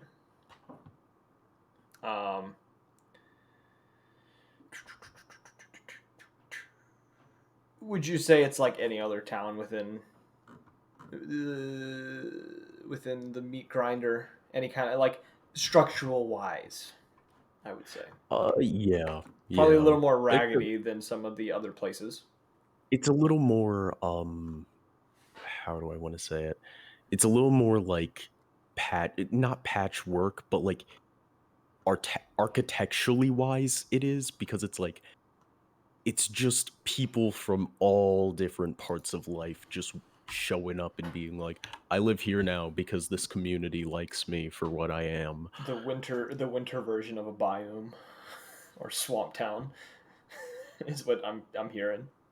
Makeshift houses, kind of whatever people found, they kind of built stuff. Nah, I mean, like, maybe it's just kind of like, because It's a community. It's not. it's It's like it's very like architecturally wise it's varied, because it's a lot of people coming from a lot of different places and then bringing their own architecture into it. It's like a Skyrim village. yeah, that's a good way to put it. You've been playing a lot of Skyrim. I have not. I've been playing Elden Ring, and Paladins. Spicy. A lot of Paladins. You make it past the first boss? Sorry, I'm getting distracted. In Elden Ring, I'm all the way in the capital. Yeah. Oh, you're chilling. I'm halfway through Randy's quest, but anyways, But no, Bayou, that kind of thing, that's definitely where Magnus's mother is like has her home. the swamp like, town of the snowy mountains. the miniature patch of Swamp Town in Beast Haven is like the dead center of where Magnus's mother made home. Okay, so you enter the town, seeing various individuals. Some peculiar individuals. Some that seem kind of strange compared to most towns, though parts of this town have a similar vibe to that tavern that you were in within the Outlands, the Moonlit Tavern, where some of the individuals seem a bit more bestial in nature, even though some look very human or more humane races would be. Magnus is probably actually going to enter this place. Magnus just looks over to the party and it's just like he doesn't even like care or register that Earl wasn't there. It's just like, don't believe that the ones who live here are as understanding as those from that tavern. Unlike there's nothing to keep their tempers in check. And it's just like evil predatory smile before he goes home.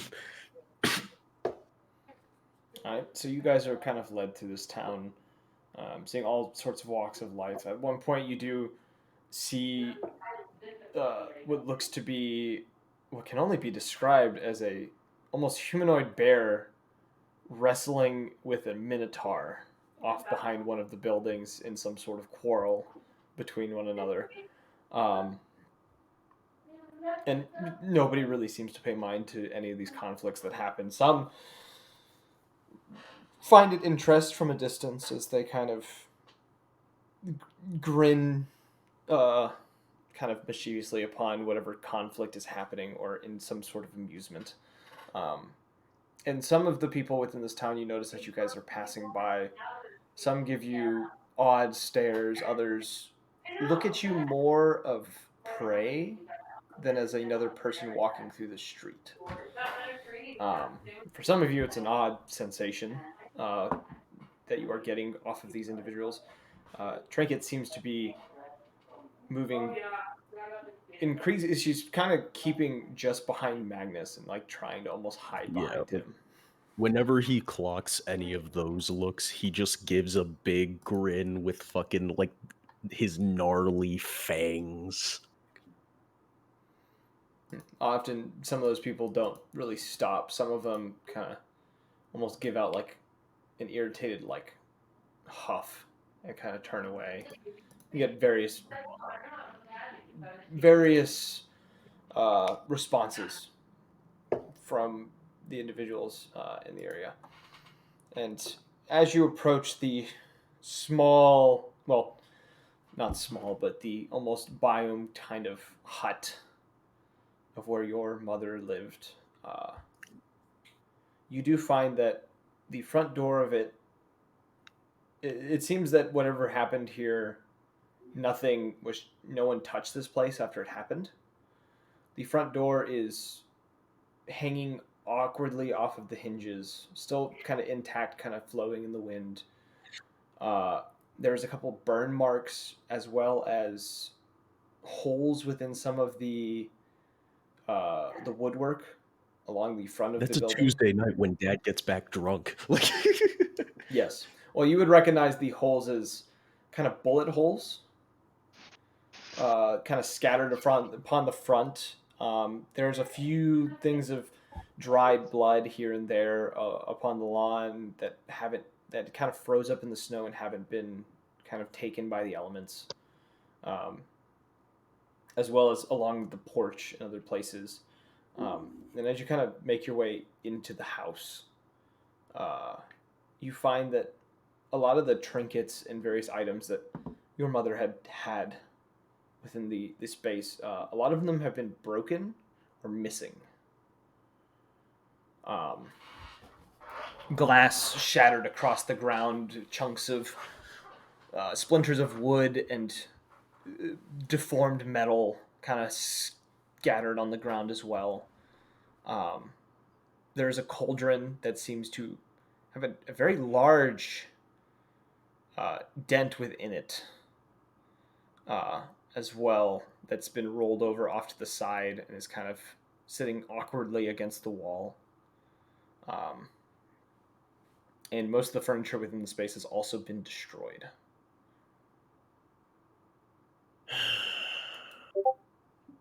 looks like Graz is gonna get a good payday. No, I'm just looking for the Ripper. I'm just looking for Liam. That's the only reason I stopped here. So looking about, looking in the normal places you would find your pet, it appears he is not here, though there are no indications that he had passed while he was in the space. It seems that either someone had taken him already somewhere else if they were able to, or he ran off and did his own thing.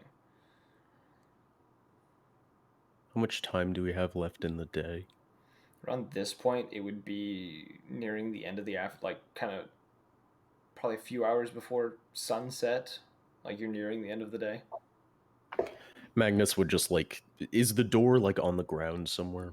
It's awkwardly hanging off the hinges. Like it's not fully removed. It's definitely not operating the way it is. It's like the bottom hinges are still attached. The top hinges are broken off. It's kind of hanging at like an odd angle.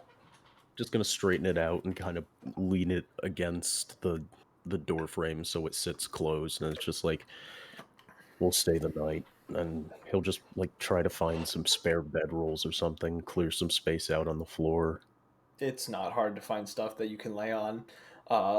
Considering the bedrolls and stuff that were there, they're mostly intact. You do find as you kind of go about and try to like gather these bedrolls and stuff, there are bits and pieces of small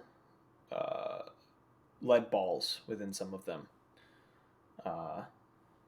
that seem to have been shot through or into them during whatever quarrel happened here long before your arrival.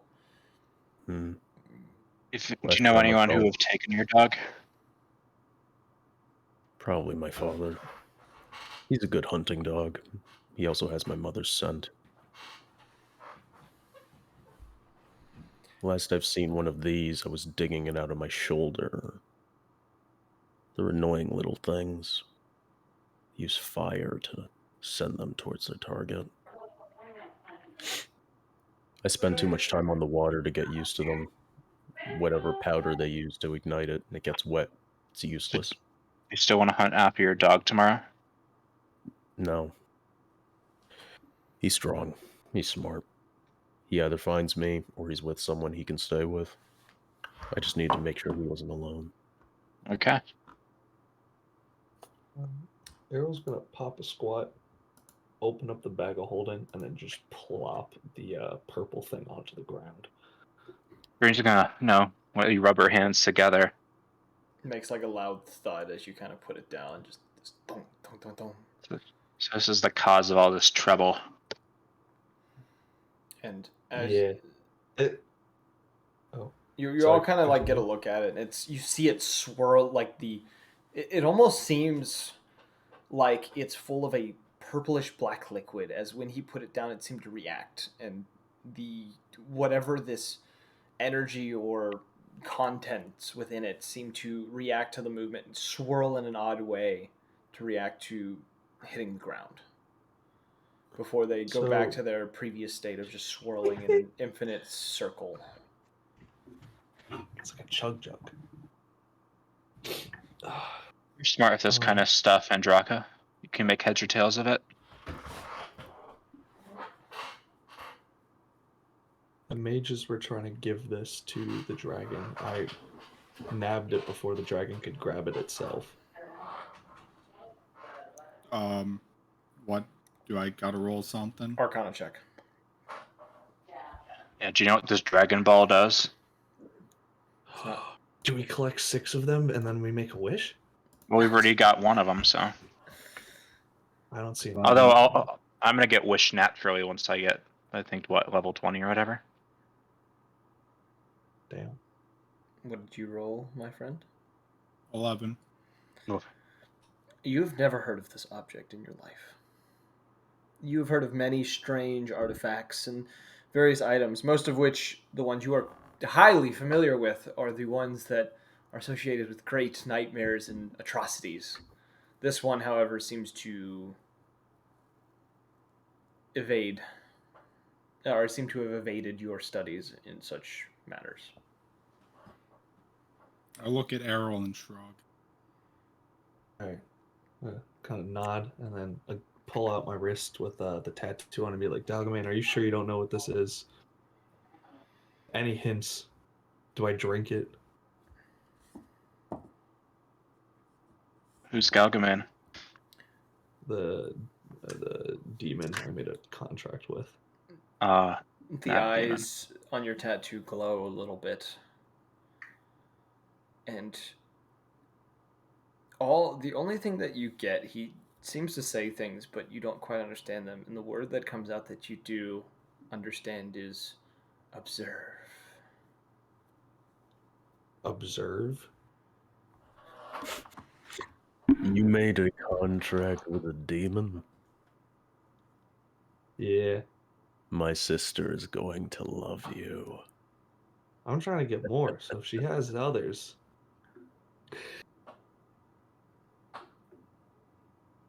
Just I'm gonna... put it away. We sleep and leave before daybreak. We need to get Okay. to Frostheim while it's still daylight. Magnus, do you think your mother might know anything about this? Perhaps. Though she is better with the spirits, this seems arcane. Just tuck it back into the bag of holding. Tyler, do you just want me to put a placeholder item for the meantime? Put put like purple black decahedron or something. Of mystery. Unknown item So- acquired. Unknown item in bagging area. Please remove this item. Yeah. I know the perfect jingle for this. Put this in the chat. Oh dear God. Metroid sound. Unknown item acquisitions. I'll have to listen to it later when we're not doing this. Love my Metroid. I know you love your Metroid. You were always a Metroid fan. Yep, always played Samus. It's more of a Zelda fan. That's just me. Anyway, you all take your rest. Resting through the night. I wouldn't say sweet dreams come upon any of you, but it is a restful night. More so than you have had, even when using the dome. Something about sleeping within an actual structure seems to be nice for once. And as you all wake the next morning, you actually, because Magnus would probably be the first to wake up. You do find Trinket is awake before anyone else, seeming to be kind of making a fire within the fireplace with just kind of random chunks of wood that she found scattered about. It seems to be sitting next to it, kind of blankly staring into the fire. She's kind of like waiting for everyone else to wake up. Get up and look over the fireplace. And I'll go over and sit there, my blanket. She's kind of sitting there, like knees to her chest, kind of wrapping her arms around her knees, kind of staring into the fire, her cloak kind of laying over herself. Hey, are you okay? You've been kind of off since that whole dragon business. It's just, this has been a bit too much. So. I A bit understand. much is a very good way of describing the homeland. Many dragons around here? With so many mountains. Some find good caves. Sometimes we get a warband and reap what they sow. You could have Sometimes we taken leave it them out. alone. I could have teleported you right on top of that thing. You could just slice its head off. I'm fine. I could have defended him. do not wish to die fighting a real dragon before I finish this ritual. Do you think if I gave another dragon that little purple thing, he'd be my friend? I believe that whatever it is so valuable, they would take it and eat you as a snack. So valuable, they shouldn't have been using it to shoot beams into space. Yeah, they really shouldn't have been holding it out in the open then for someone to grab. I mean, they're really just asking for someone to steal that thing right out from under them. Exactly. That is what a dragon does. It covets all that is valuable and then murders anyone who steals from it. Well, you know, everyone They're has an not off smart. day. They're not smart with their security, only with gaining whatever powerful items they wish to hold. You just angered a dragon. Next time we see it, I'm gonna have to kill it now because of you. You know that, right? You think I Yeah. can't handle the dragon? I know you can't handle a dragon. An arrow can just hide in a bag or ruffle something. up my It didn't, feathers and kind of just stare at you. the dragon didn't see the rest of us. Yeah, and they probably didn't get a good look at me. I was hauling ass. I had my cloak on and everything.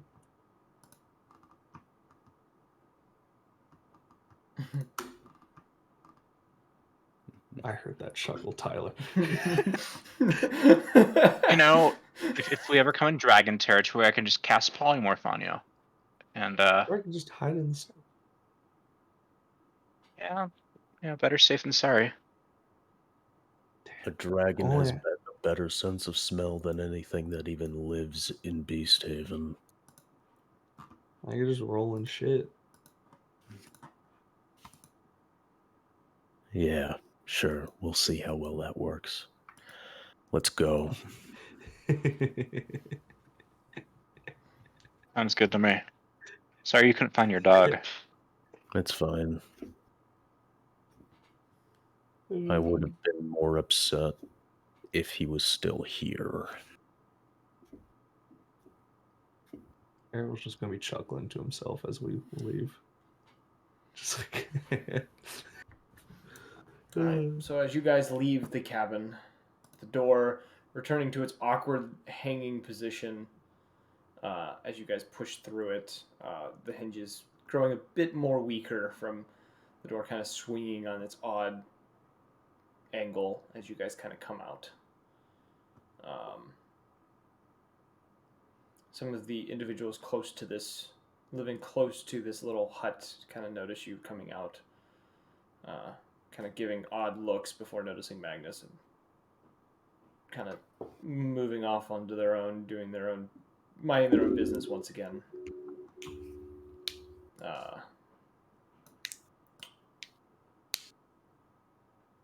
Where would you guys like to go?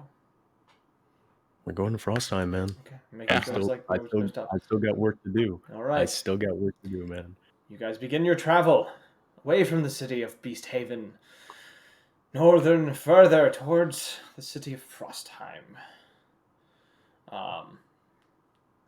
Traveling through. Actually, roll D10. Someone roll D10 for me. Who hasn't done it yet?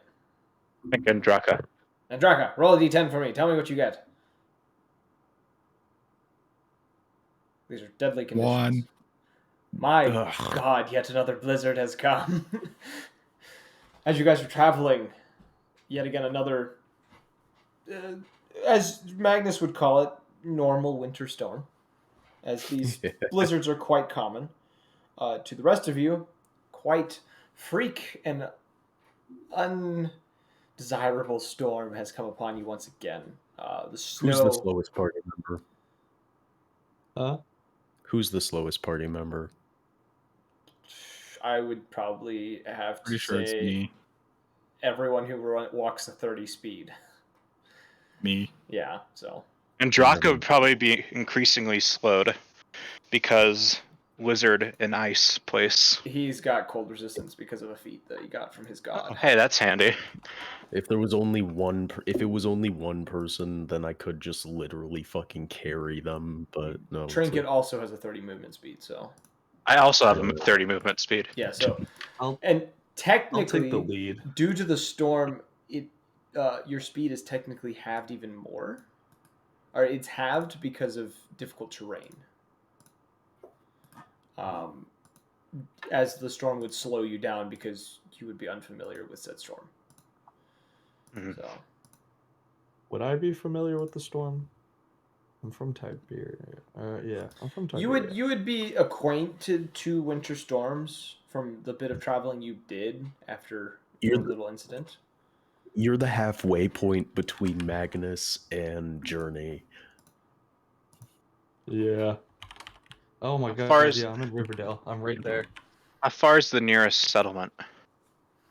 Upon you traveling throughout the day in this cold, cold weather, you do, you make it about roughly, based on what Magnus would know, about halfway before the sun begins to set due to the storm. Finding yourselves caught in darkness and swirling white winds. If we keep struggling through, will we make it there by daybreak? There's a chance. Knowing this as well, you know that there is a chance that some of you may become exhausted throughout the night. Polymorph into, I don't know, some kind of like snow bear or something. We'll could- just stop. The problem That is that we have to way, get there. We have to get there. We have to get there during the day, which is the problem. Why? we may set up Lord. camp, Magnus. Yeah. Okay, I'll drop that hut. I might while you're setting up camp, I'm gonna take to the air to see if I can see frost time from here. Get like an idea. Roll a acrobatics check with disadvantage. There's still a blizzard going on, dude. Come Yeah. on. It's fine. I have a plus 13 acrobatics. Camp Alright, first roll's a established. 14 raw. This isn't with anything added. The other one's a 9, so I'm adding the 13. You see anything up there, Errol? I got a 27 for acrobatics. You get probably roughly 100 feet into the air before Alright, you and feel then like your perception. wings might be ripped from your back if you stay up there too long. Alright, it's just I'm doing a quick. I got an 18 for Perception check with plus- disadvantage. It is a blizzard. Okay, so that's second roll. I got two 18s. Um, You don't 27. see much. I got a 27 with the bonus. You don't see much. You do see the outlines of the nearby mountains. You can see the coastline. You do not see any lights of a city or settlement of any kind nearby, or at least within the vicinity of which the blizzard allows you to see. All right, now I'm just gonna make my way back down where it freeze again. All right. You all kind of settle within the dome, getting comfortable,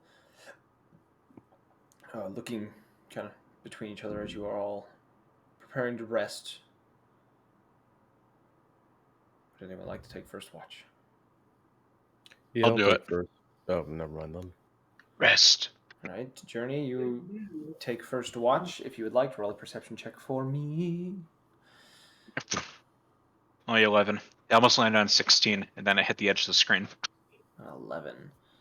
You don't notice much of the night, listening to the howling winds that beat against the side of the dome, the snow beginning to slowly rise up, getting about halfway up the dome within the time that you will watch, but you do not see anything out of the ordinary. You Get up. can wake me up next. I'll wake you up next. Errol, you are awoken. Journey going back to Somebody sleep. got into his room. Yeah, someone did come in. Right as he decides to take watch. Yep. What perception? Yeah, roll me a perception check. Okay. 8 plus 19. 19. Sitting through the night, you relaxing, kind of listening about. You don't know if it's paranoia or something else. You do see movement kind of towards the mountain within the skies. Not sure what possibly could be out there, if it's some sort of hysteric imagination of yours from the events that have happened, or if there's something moving about within over the peaks of the mountain. You're not quite sure, but you do see what you believe to be movement until the snow kind of overtakes the dome and takes away all sight from you. I'm gonna do another meditation arcana roll. On the skull? Yeah, I got a 14. 14. Better than a 4. You try to meditate with the skull sitting it upon your lap as you stare at it, and it seems to seemingly stare back, essentially, as you kind of sit with it. You almost begin to hear noises almost within your mind, almost like something is scratching at the inside of your skull, this clawing of sorts at the back of your mind that seems to almost echo within your head, almost a maddening noise.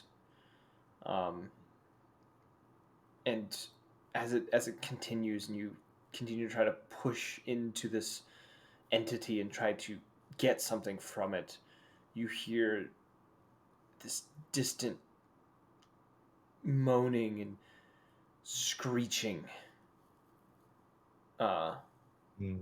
that seems to kind of rattle your very being before you find yourself instinctually pushing it out. You're not sure how much time passed during the time that you were meditating with this thing, but it seems a decent amount of time did pass. When you stare into the abyss for so long, you take the entire rest of the night watch. But there is, based on what you can tell, there is still a bit of night left that you could rest. Okay, I'm gonna get trinket up. Okay, you wake Trinket up. I'm gonna position myself in the dead center of the dome, so the least amount of snow will fall on me. All right. Trinket gets up, preparing herself for her watch while you settle in. She sits down, the small dwarf owl sitting in her lap, as she seems to pet it as the night goes on, and she relaxes for the bit of time that she has. And as the night slowly comes to an end, some of you being awoken by the sudden freezing sensation of snow falling upon you. Others who woke up moments before it occurred were a little more prepared for it to happen.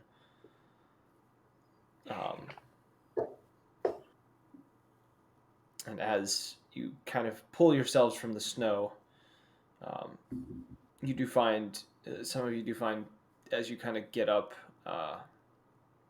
Trinket is roughly probably 40 feet from where the dome was, standing out in the snow, kind of looking up in the sky as the small owl that she had changed her familiar to is kind of flying overhead some distance above, kind of almost seems to be looking around, as the storm seems to have stopped on this morning.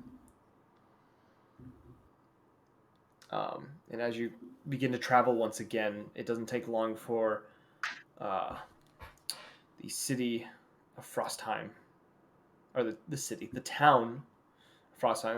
I don't think there's really any cities in the Meat Grinder. I think they're mostly towns and villages. Coming into view,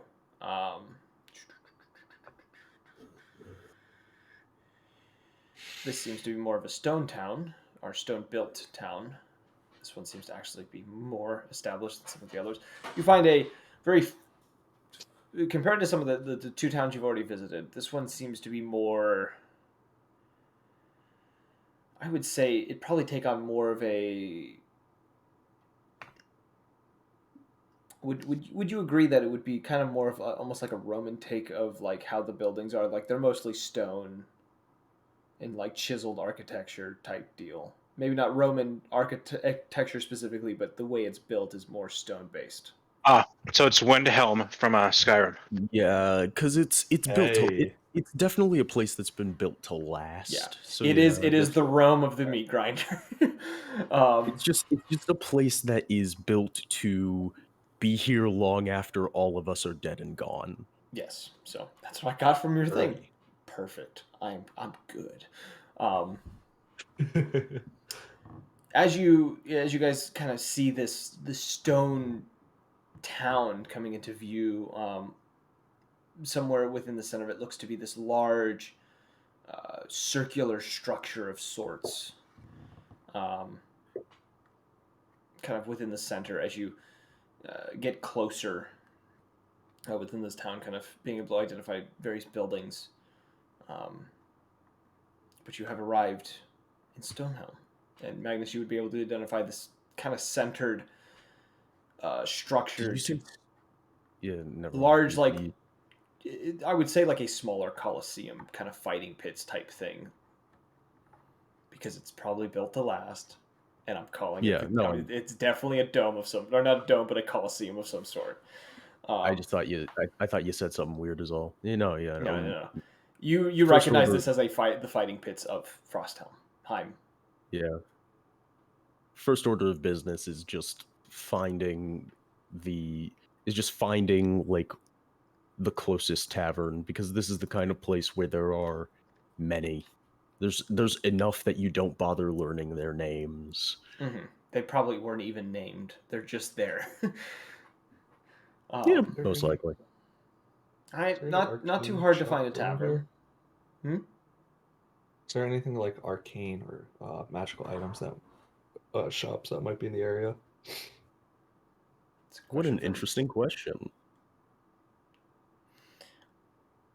I would say for this city in particular, due to the more brutish nature of some of the inhabitants here, I would say Well, there's probably one or two that might be like a mild kind of magical shop of like simple enchantments to make things better, maybe occasional magical items that may help in combat type situations.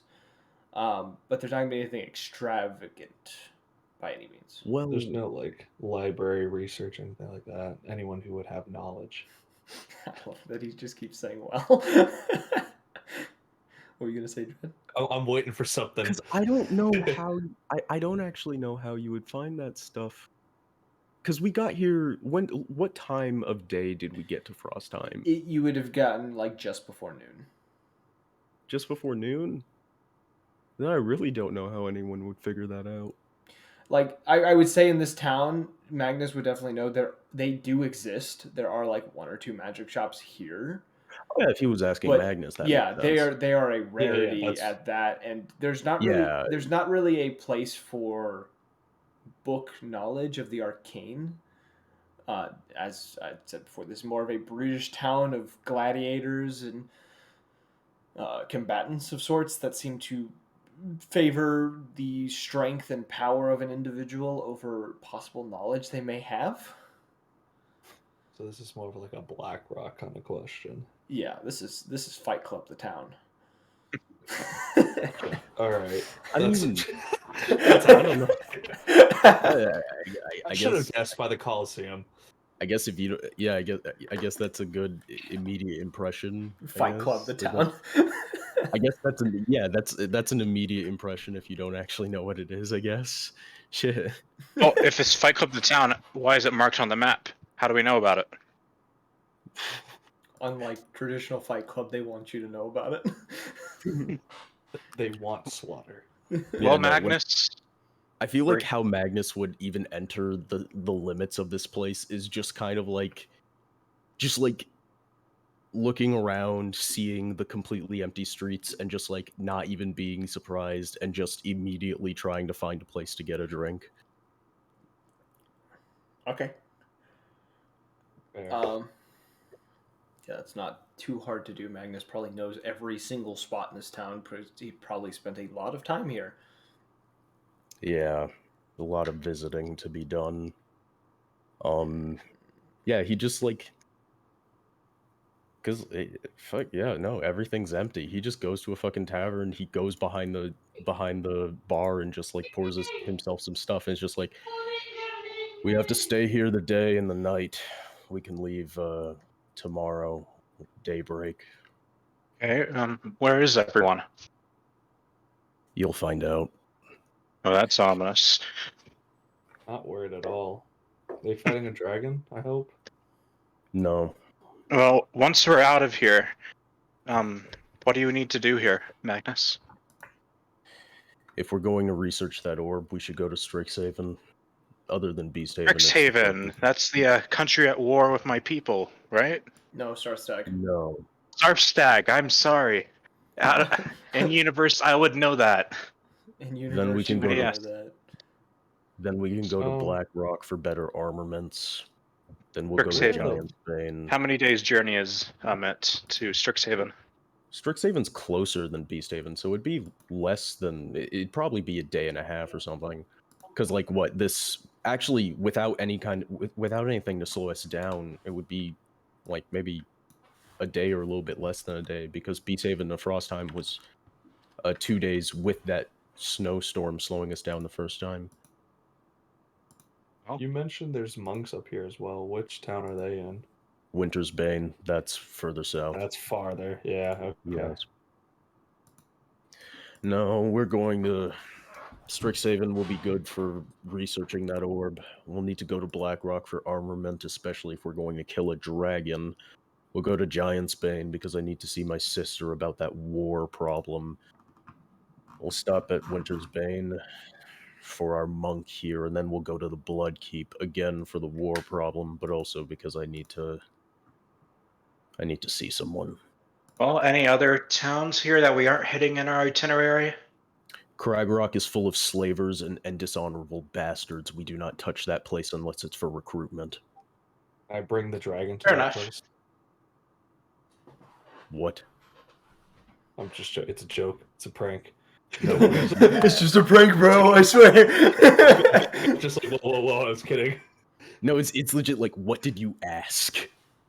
I just pictured to Magnus lure going, the dragon there. I still didn't hear him because Tyler was speaking over him. sorry. He was wondering if we could lure the dragon to the slaver settlement. Yeah. No. Just because Brekka is an asshole doesn't mean we'll lose our honor. Fair. I just want to know if I can drink this thing. Don't worry about drinking the orb. Now, we'll get as much booze as we want. Something else to drink.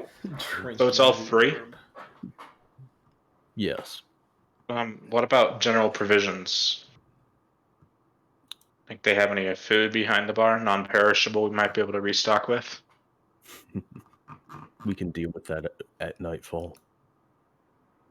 Do you say so? Anyone around here know how to train a ripper, or would the Colosseum be interesting or not?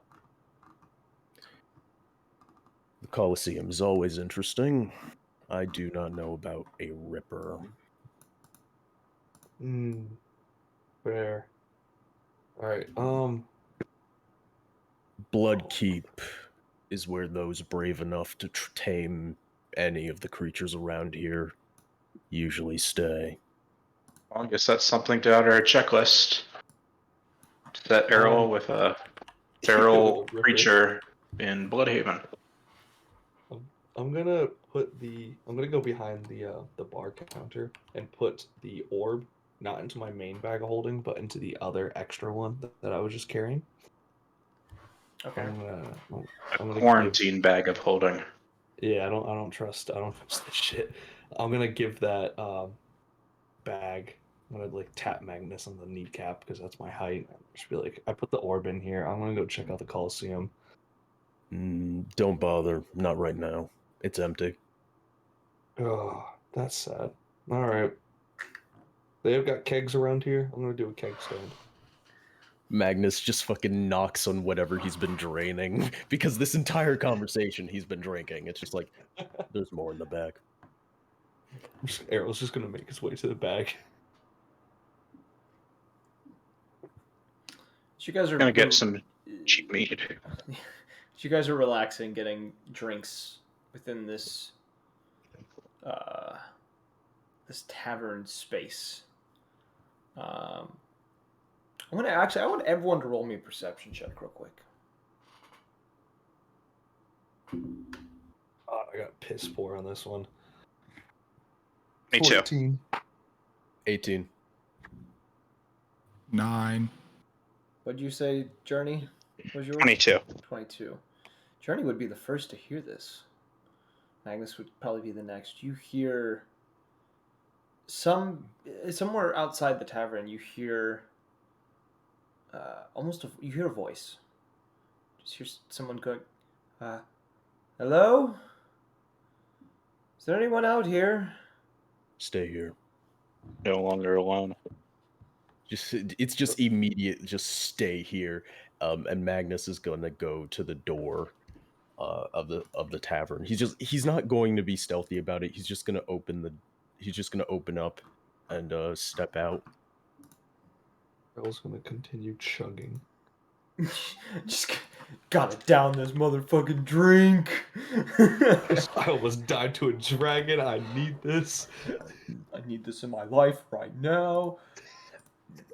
You said you're just like stepping out, like onto the street. Yeah. Okay. As you come outside of the building and kind of look about, you see An individual wearing kind of this very flashy cloak. Definitely does not belong in this town by any means. Very flashy cloak, wearing this painted red and gold studded armor, leather armor, and seems to be holding in his hand, kind of like holding against his chest quite tightly, a lyre. As he Hello looks, there, traveler. Also the individual that you see looks to be a amethyst gem dragonborn. Shit. Fine. Wait. As you call out to him, he almost freezes up and kind of looks in your general direction, almost a bit confused and slightly, what's the word I'm looking for? Unnerved by your sudden appearance. And he kind of stands there for a moment, just kind of staring at you before kind of like putting up a hand and kind of waving in your direction.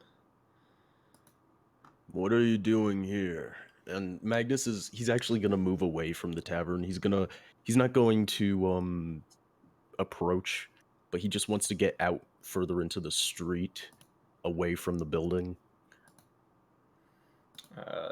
The individual who's kind of standing there, clutching his lyre a little closer to his chest, just says, I'm not entirely sure how I got here.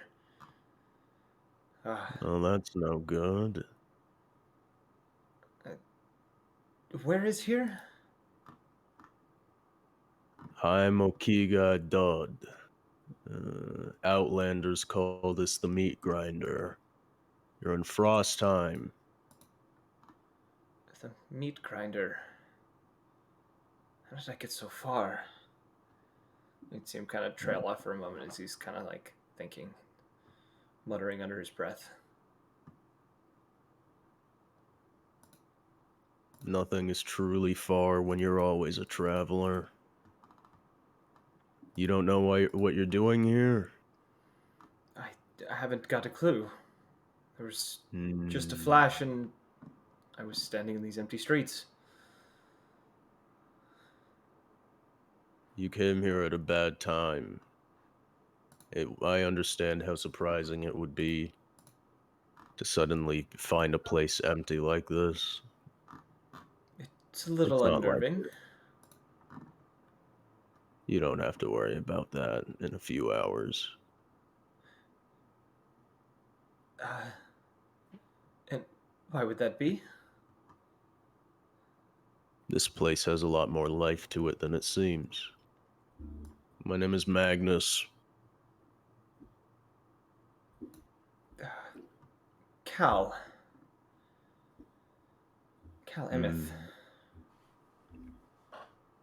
Kind of gives an awkward bow. We're far too deep into the day for me to send you to a place that can take you back to the mainland. Come on. And he just walks back towards the tavern. You can stay the night here. We'll find a room for you once everyone's around. Kind of gives a nod and cautiously kind of comes forth, follows you into the tavern, still clutching his lyre very close to his chest.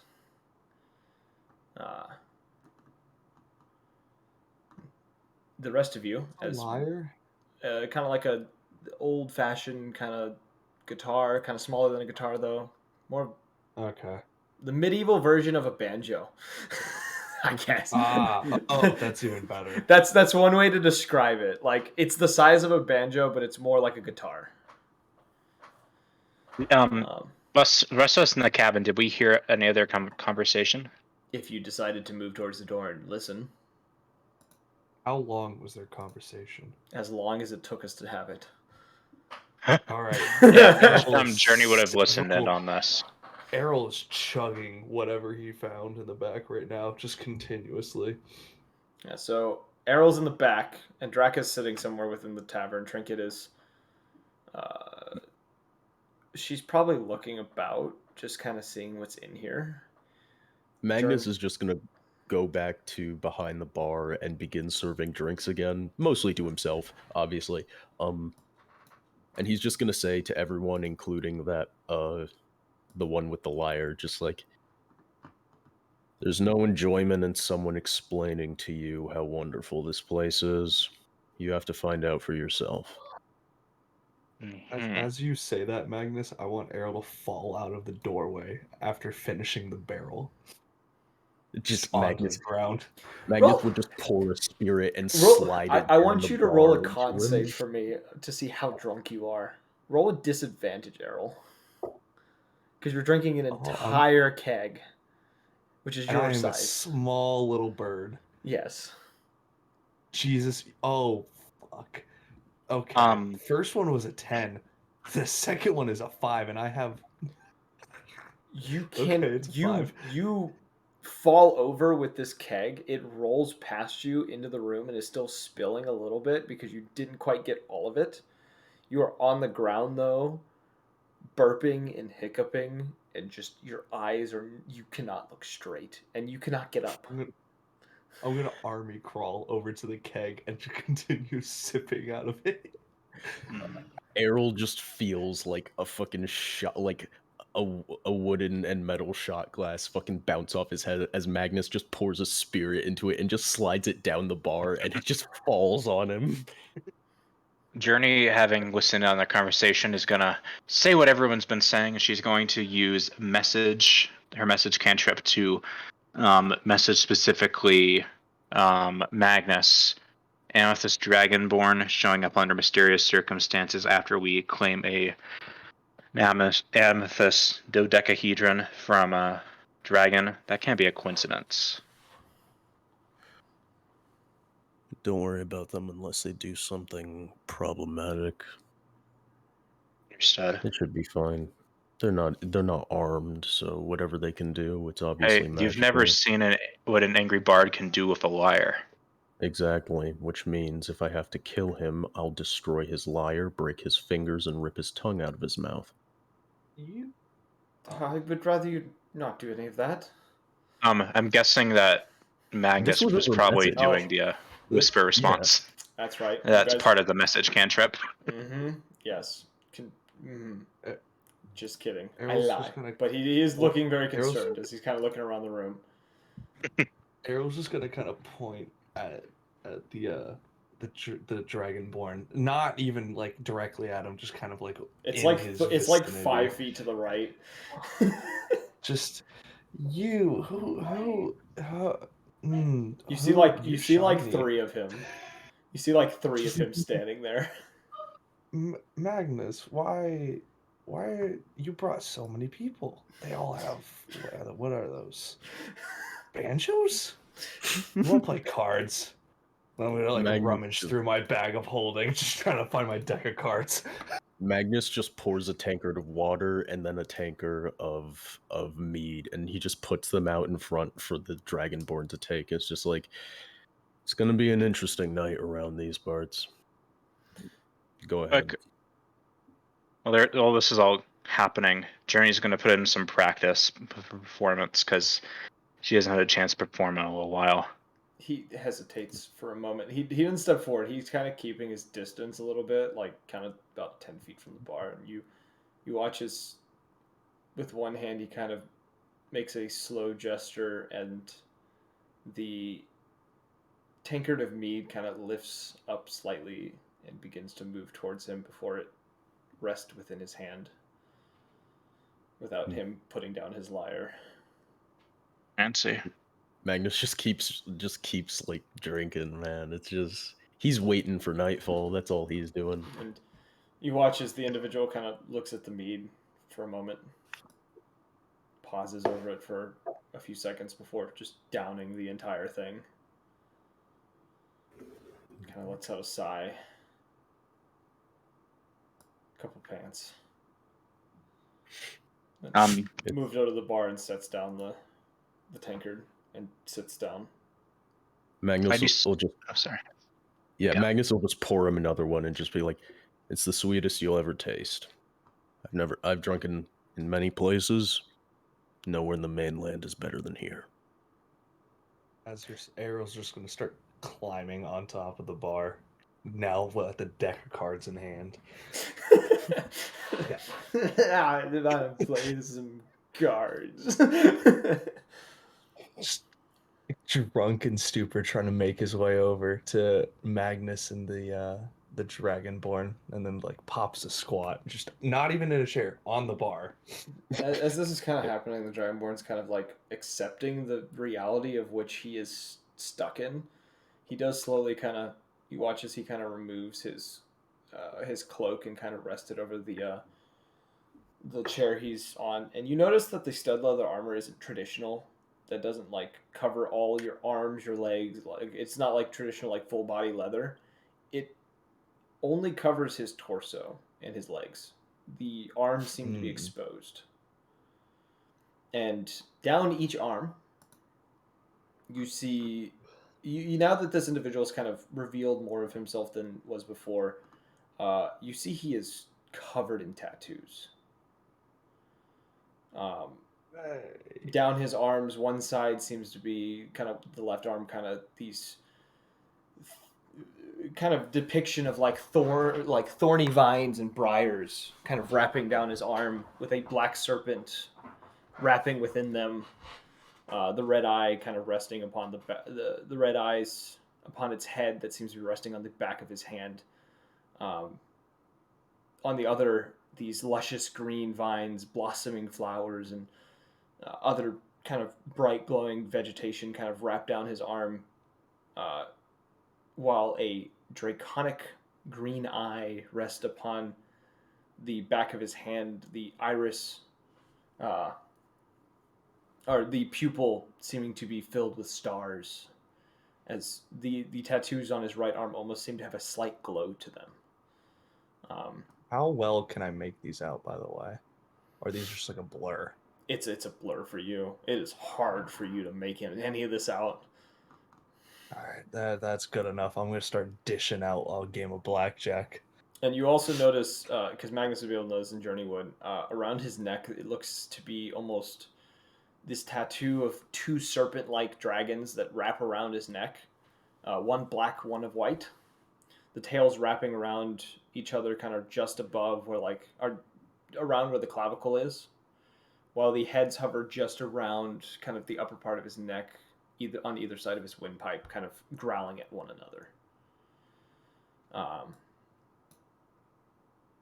And he's still clutching his lyre in one hand, and he's picked up the second tankard of mead, and has begin kind of nursing it as he's accepted where he has ended up. I think Journey will try breaking the ice by asking where he learned to play the lyre.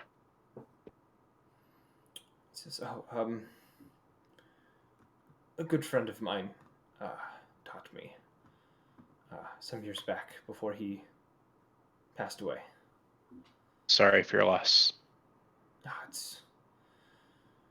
It's not that big of a deal. We all go at some point. You fancy yourself a bard? Oh, one of the best, I believe. Well, I'm something of a bard myself. Don't we know one of those famous musicians? The one known about everywhere or whatever. You mean the one Jabbers was impersonating? I mean, he's dead, so Jabbers is the famous musician now. Sure, semantics. Yeah, drop that name or something. You would remember the name to be Samuel Krager. I think it was. Kragan or something like that. Yeah, just Magnus is just like, say that name. It might make us sound more interesting than what we actually are. He says, the Dragonborn says, I know the name of that musician. I did realize that he passed. I'm not known for performance by any means. I am. What are you known for? I'm a part of a group who call ourselves Hope Bringers. We generally attempt to go to places that are desolate and Bring them help. lacking hope, and try to be a beacon of light. You found yourself in the wrong place, my friend.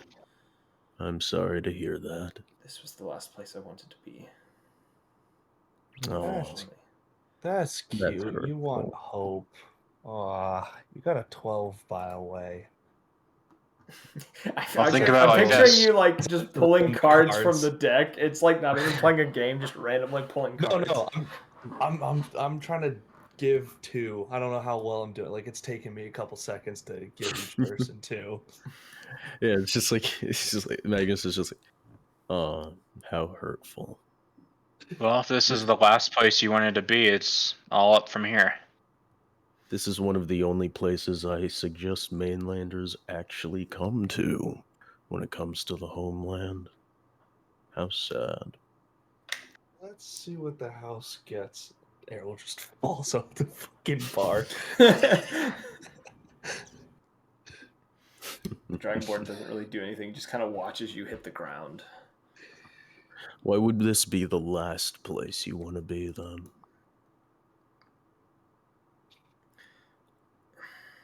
I was currently attempting to help those who are being affected by the war up north. Me and a few of my allies had been intercepted, and then I was here.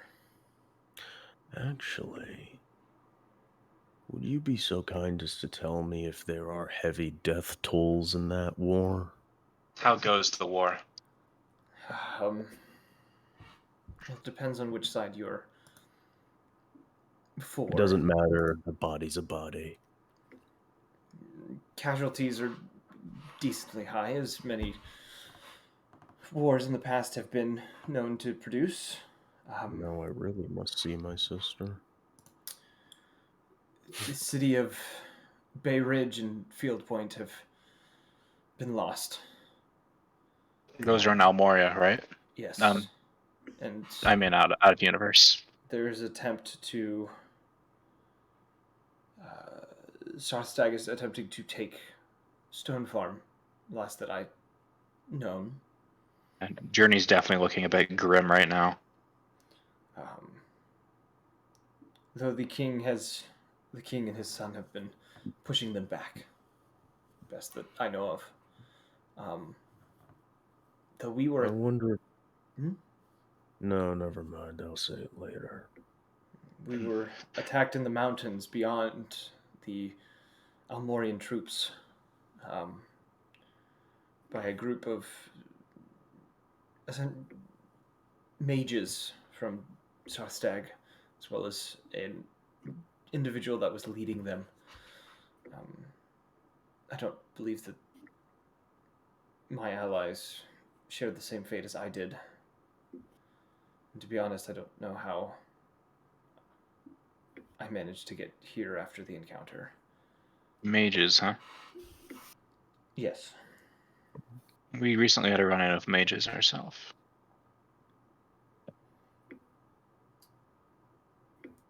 I didn't realize they reached this far. No one's going to. If they attempt something idiotic, they will all die. Either legions from Giant's Bane will be mobilized to tear them limb from limb and then resurrect them as soldiers of that same legion, or the warriors of Bloodkeep will protect the homeland as they once have and always will. I wouldn't hold too strongly to those beliefs. I've seen what they can do. I'm a warrior of Bloodkeep. Do not doubt our strength. I do not doubt your strength. But I'm saying don't underestimate the things that these villains have produced. Have they produced a dragon? I'm kind of just rolling on the ground at this point. Kind of looks down, kind of at you, and just kind of looks back to the rest of everyone else and just says, they probably have worked with a dragon or two in the before. I would only assume, though, the things I've seen from them, it's they destroyed Field Point in what seemed to be in a single strike. You see him kind of stare off in the What? middle distance. Kind of. Why would anyone work with a dragon? That's so silly. No offense to you. Because he's a dragonborn. But if you didn't, yeah. You know anything about Dragons. anything about funky purple dodecahedrons by any chance? We saw one of them using it like a weapon. We were wondering what that was. Let's see if he would know anything.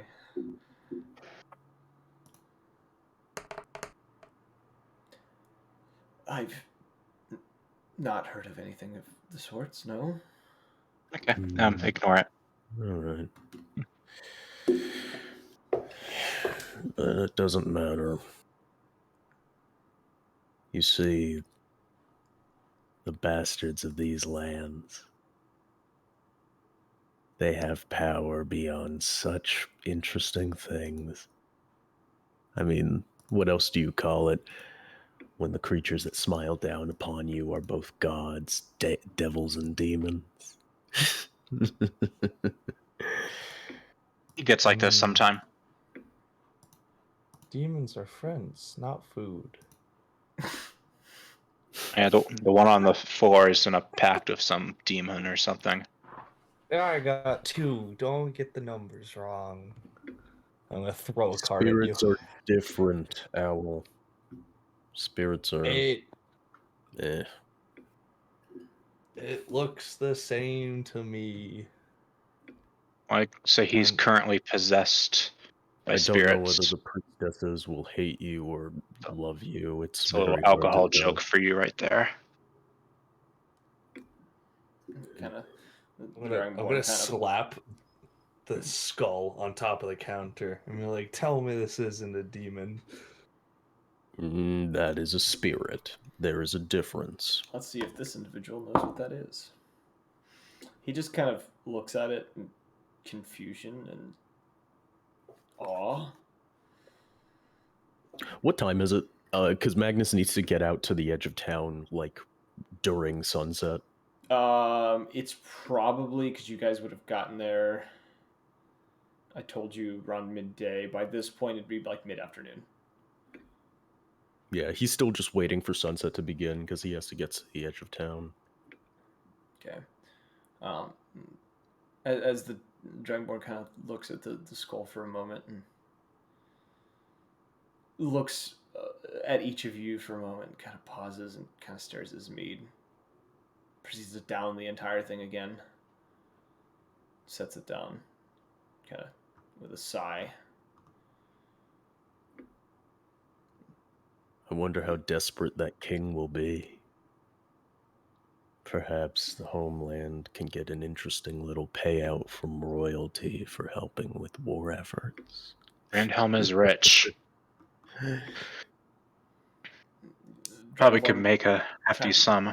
The Dragonborn gets up and kind of shifts, and as he kind of gets up, what you all had noticed before, this crossbow kind of comes into sight that's on his side. It almost has a revolving mechanism about it, with Fancy piece you got there. several bolts that are within the revolving mechanism. He says, oh, this, and he kind of holds up the crossbow that's kind of attached to his side. He says,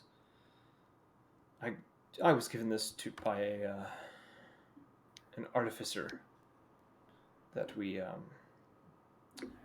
cured his son of a fatal disease. Mm-hmm. This thing This gotta wasn't be too alive fatal. and- with a little bit of magic, nothing could be all that fatal. Nice. I just got myself one of these. Just take out my rinky-dink crossbow. I used to carry one of those. Though this one has kept me alive through thick and thin. At least this far.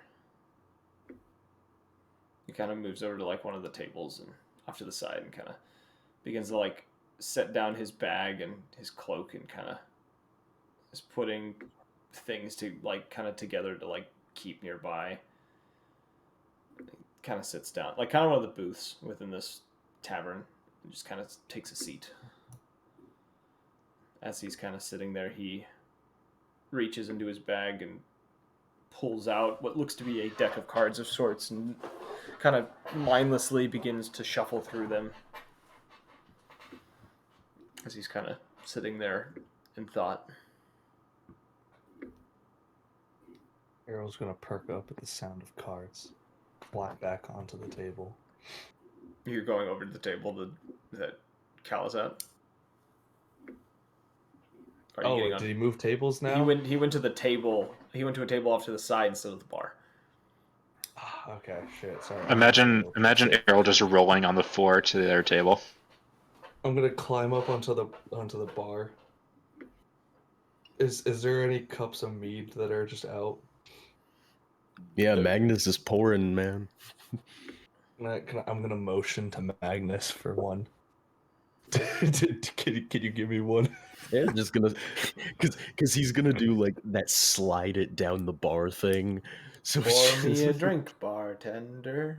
He slides it down. Errol's just gonna pick it up, down the entire thing, and then just very casually step off the bar counter and just fall into the ground, get up and walk over to the table.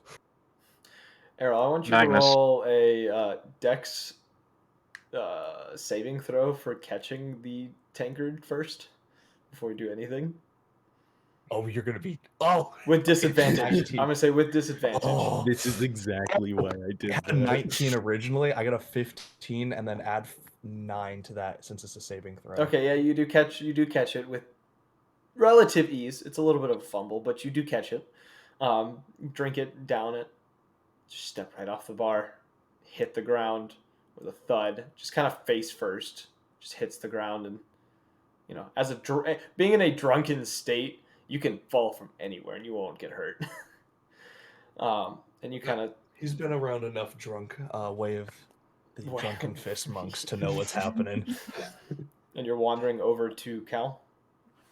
Yeah, plop myself on one of the chairs, just slap the table to like deal me in kind of deal. Magnus, what's the deal with this place anyway?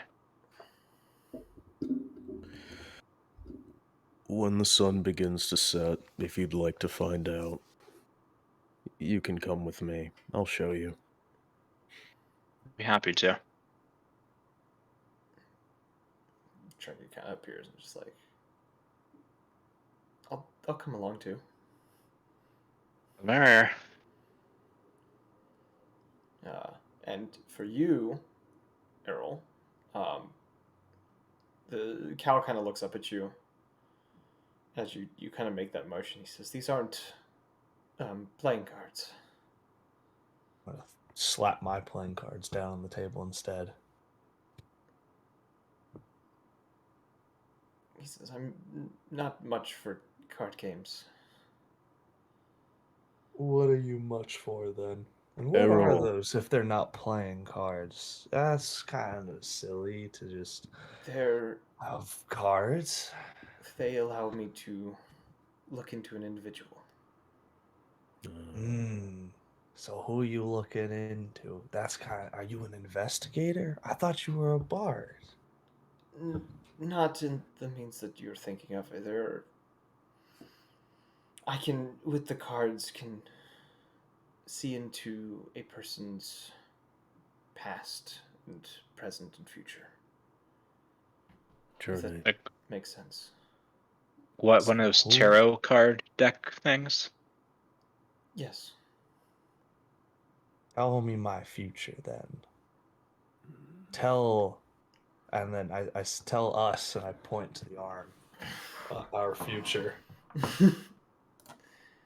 All right.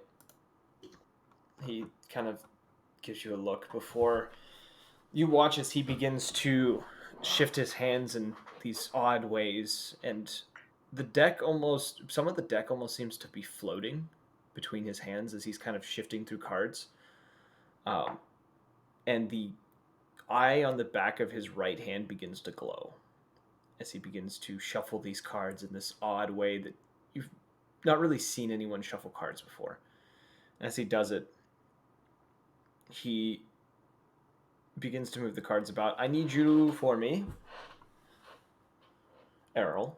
Roll me a D100 and a D6. Okay, D100. Just flat D100. Yeah, flat D100 and a flat D6. Alright, D100, I got a 92.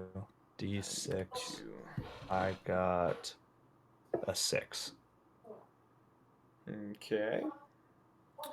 The first card that is drawn from the deck as he kind of moves one, you see upon this card it is split diagonally,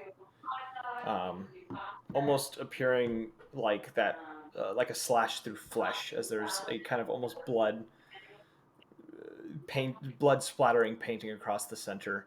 Upon the side of the card that you are looking at specifically, I'm going to double check my rules. Yes. Yes. As you see from the part of the card that kind of is the correct orientation for you to see, there's it looks to be a human wizard in a black robe, both hands glowing a green color as he seems to be summoning a sort of plagues and undead around him.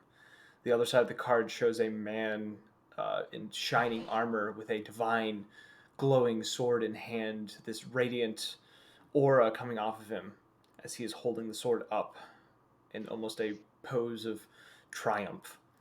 As Cal kind of looks over the card and lays it upon the table and looks to you, he says, "It seems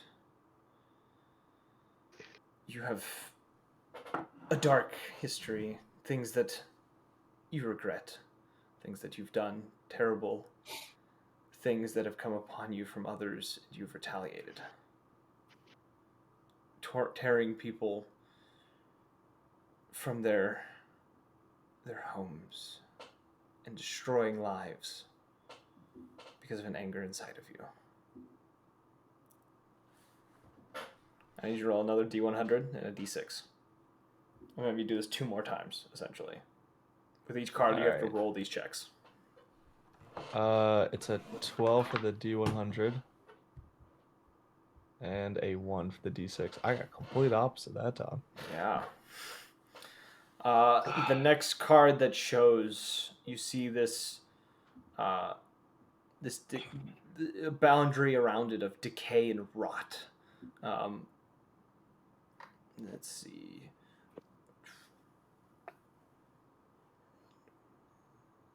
You see, from the perspective you're looking, a rotted hand that seems to be reaching up towards the top of the card, while there are rats seeming to be running in the direction of the hand, kind of what you would get from the orientation, almost running towards you.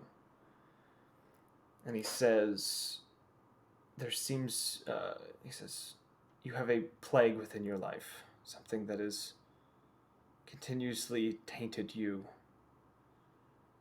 made you sick and darkened, as you seem to be pursuing something that will lead to nothing but pain and destruction. He goes to draw the last card from the deck. One more time. It is a 41 and a 1. Okay. 41 and the 1. Near the top of the card, you see a full moon. The light of it as it lights the sky and shines down onto a mirror near the bottom. The reflection, showing a reflection of this distorted reflection of the moon and sky above. And as he kind of looks into the card, he almost seems confused as he's straining ever so slightly at what this card is to tell him. He says, this is different than what I've been given before.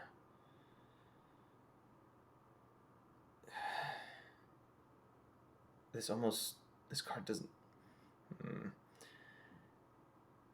Being acquainted with the night as you are,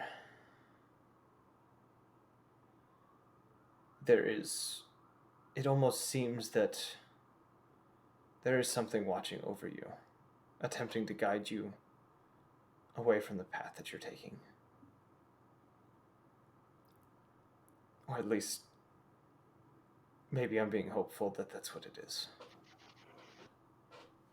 I was just gonna kind of grab his deck of cards, roll out of the chair, just walk back to the back room where the meat is, not saying anything.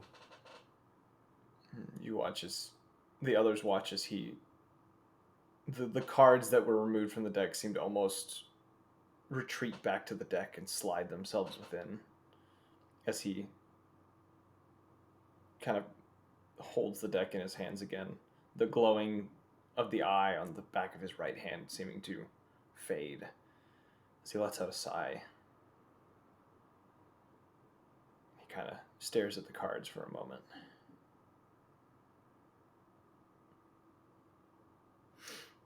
All right. And Magnus will just go over. It's like, let's see how much blood there is on my cards. All right. He begins to do the shuffling again, kind of moving his hands the similar way of before as the cards begin to shift about. A 39 and a 2. 39 and a 2. All right. The first card he has drawn. It is the card on the end that you can see.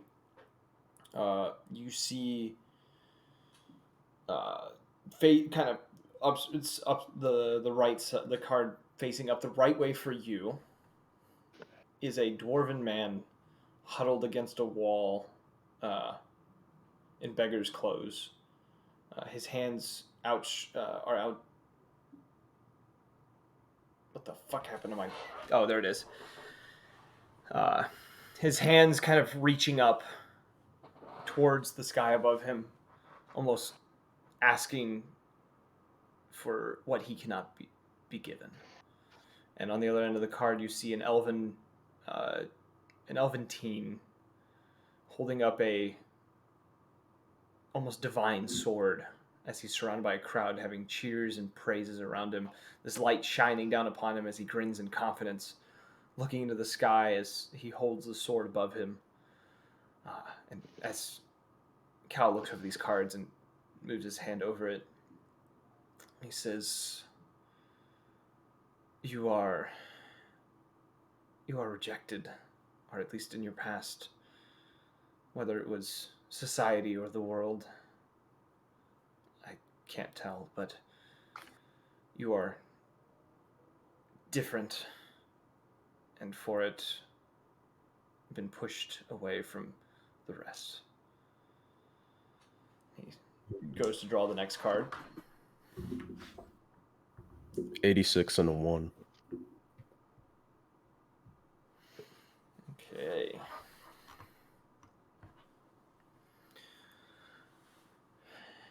As he pulls out the next card, the top of the card shows a human woman, her mouth sewn shut and her eyes filled with fear and desperation as she seems to stare what almost feels like directly at you based on how this is painted.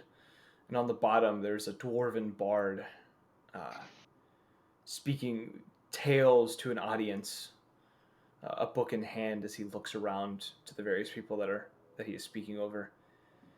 And he says, there's a silence over you, something that you cannot speak of, or at least something that you may not be able to share, something that keeps you trapped and almost held down, something that brings forth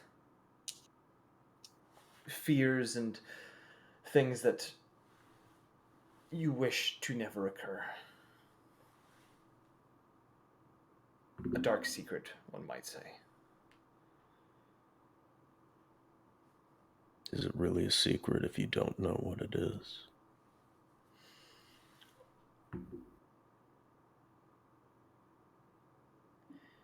It could be a secret you're keeping from yourself. Something you've suppressed.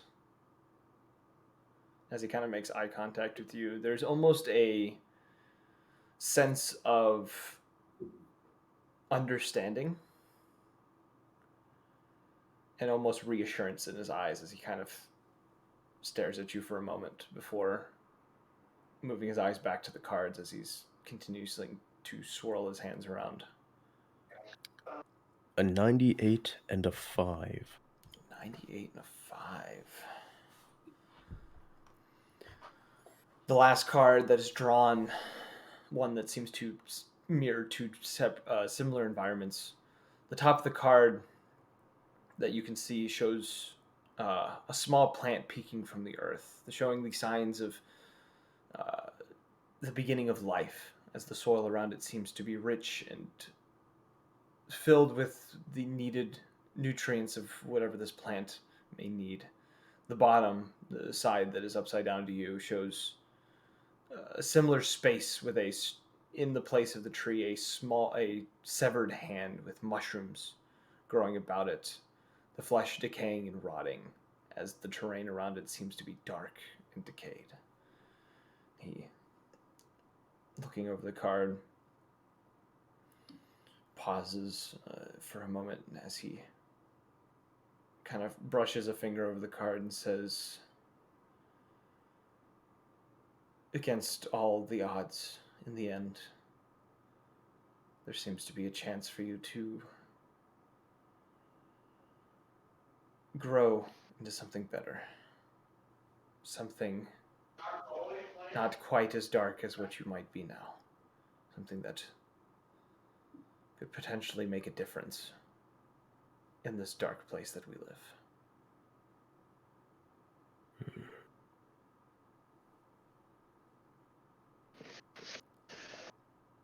Well,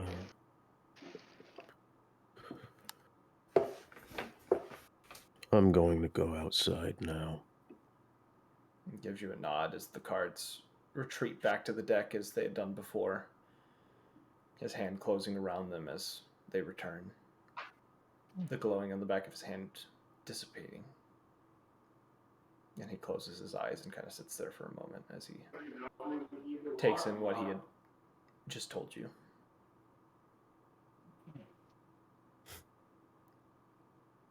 Meet you outside in a minute, Magnus. Could I trouble you to get my fortune read? He turns to you and gives you a smile and he says, of course.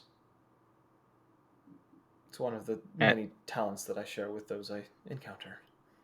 It's rolling D100s, right? Yep, a D100 and a D6. Okay. As his hand begins Gotta to find- glow once more, and the deck How do I even begins to find that? Is shuffle. there a D? Okay, here's the D100. It's the double dice. Yeah, D100.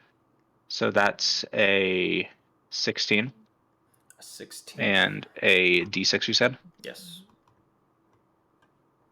And a 1. And a 1. This card that he draws seems to be split diagonally between a white and a black line that seem to swirl together near the center. One side, the side that is upright for you, shows an angel looking down towards the other half of the card, wings spread and a divine sword drawn and ready.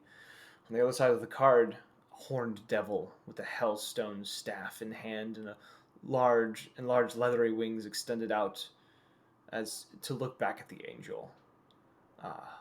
the card itself having a divine border along the side of the angel and a border of hellfire on the side of the devil. As he places this card before you, he says, "It seems that you've been lucky in your past, having almost a more blessed life than those around you, bringing a light down to those that may have been less fortunate. Something similar to what I try to do. A light in the dark, one might say." I try. He goes to draw the next card. What are Hey. the numbers? Roll again. Yes. Okay. So that's a 25 and a 2. 25 and a 2. Okay.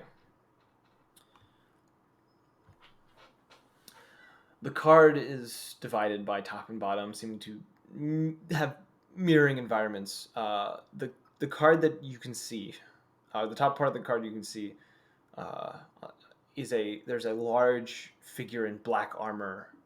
So he seems to be holding one hand out while drawing a rusted sword of sorts. Rats seem to run out from underneath him towards people that are running away from him. There seems to be kind of an aura of darkness that seems to be stretching off of him, pulling the light from the space around him. And the other side of the card, the side that you cannot see, you see a amethyst dragonborn in colorful bardic clothings playing a lute with a crowd around him looking at him with eyes filled with hope. He seems to be producing this slight glow to him as if radiating some sort of divine energy. You sneak yourself into the deck. This was a deck made by my mentor. He's the one who placed me within the deck. He kind of solemnly moves a finger over the depiction, and says, "But this card generally in this orientation is more of a darker omen. Something seems to be usually the card is meant for the people that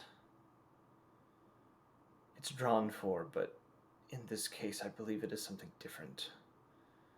There's someone in your life at the moment who's considered a bringer of misfortunes, a man of raptures, one might say. Someone who will bring the fall of many people. I do not believe that you are the one the card speaks of, but you are possibly close with one who may be." I wearily look over at Magnus. Kind of like him. Like I'm not saying anything, but kind of like the implication.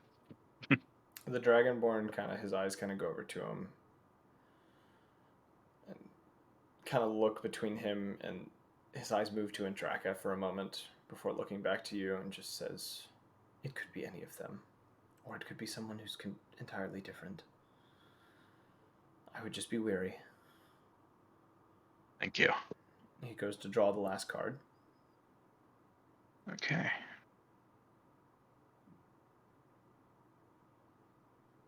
$36. And 36. What a fun number. 2 again. Okay, 36.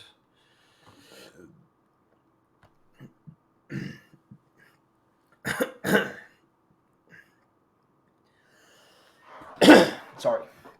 The last card that he pulls, you see a cloaked figure kind of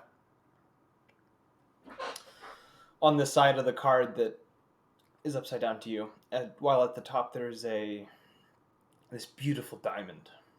The face of the individual seems to be cast in shadows as their hand is reaching out to grab hold of this gem. And looking at this card, almost looking sorrowful upon it, and looking up to you, just says,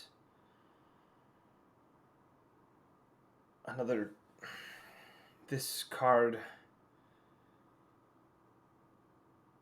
you are destined to steal away something precious from another. Something that might mean the world to another individual. This card has never spoken of an individual other than the one who it's been drawn for.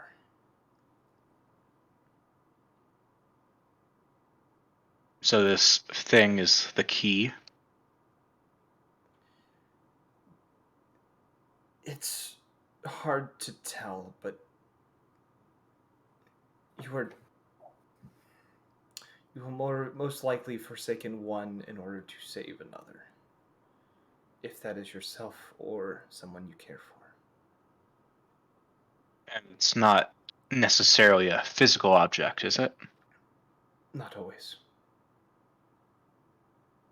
Gotta love the vagaries of these sorts of things. The cards only speak of hazy futures. Things that are meant to come but may not come in the ways that we foresee. Well, thank you for your guidance. Gives you a nod as the cards kind of retreat back, and he says, I'm sorry if the news from these cards may have been darker than what you were hoping for. It's okay. He says, the moon deck generally brings upon harsher realities than the other deck that I use to inspire hope. The other deck is useless, though. It is simply just an act. This one does tell of futures. Well, hopefully, whatever I do in the future will help El Moria survive this war. I'm from there, you see. And it only learned of the war recently on my way here to Meat Grinder, miles away from my family. I'm sorry you had to discover the news in such a condition. Yes, once my business here is concluded, I plan to return home and I'll help fight the fight. Well, may the gods look upon you with favor as well as your family.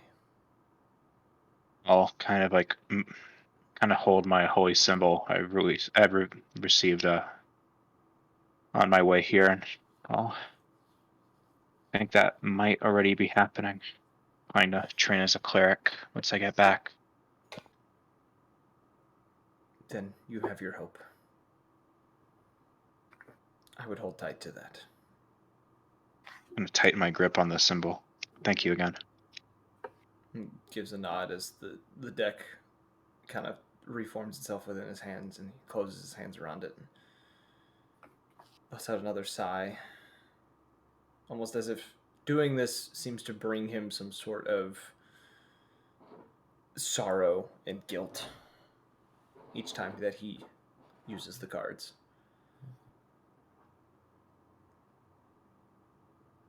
And as you and Magnus exit the tavern along with Trinket. Yeah, Trinket was coming. Yeah. With Trinket, who has no interest in attempting to get her fortune.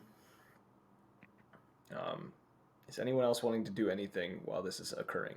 While the three of them are exiting? I'm gonna have Errol come out from behind the bar after finishing another drink. Okay. Just hiccuping, stumbling about. What about you and Draka? You doing anything, or are you just sitting in the room quietly? Just sitting. All right. So Magnus, as you lead Trinket and Journey to the edge of town, just as the sun is nearing the horizon.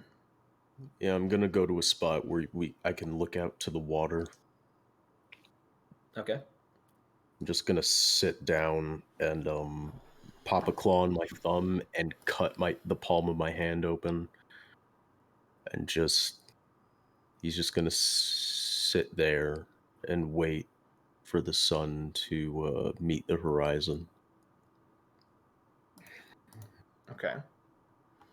The sun slowly nearing its destination on the horizon,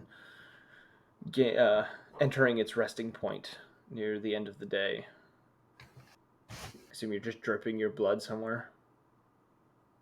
Yeah, Magnus just kind of looks out to the water and he just says, just very simple words, just find me. Come back home. I'm gonna ask for clarification. The way this works, because I just want to make sure I'm saying this right. They just appear, right? Like people just fade back into existence. The new ones come across the water. The new ones come, and the old ones do reappear. Yes. Okay. As you do this, I just wanted to double check because that's what I was thinking was happening. You added a detail that I didn't have, but I had the rest. As you say this, and the blood drips from your hand, it hits the ground, almost like in a haze. These small vessels appear upon the water. A very diverse group of individuals on each of these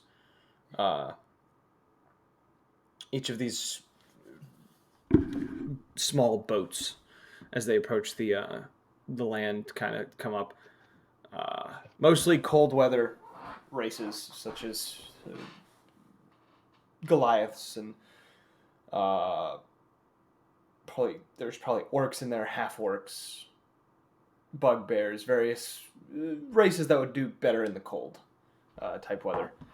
As these individuals start kind of almost fade into existence on these boats and begin to make their approach and journey, as you kind of look about as this is happening, you also notice that there are people that seem to almost just kind of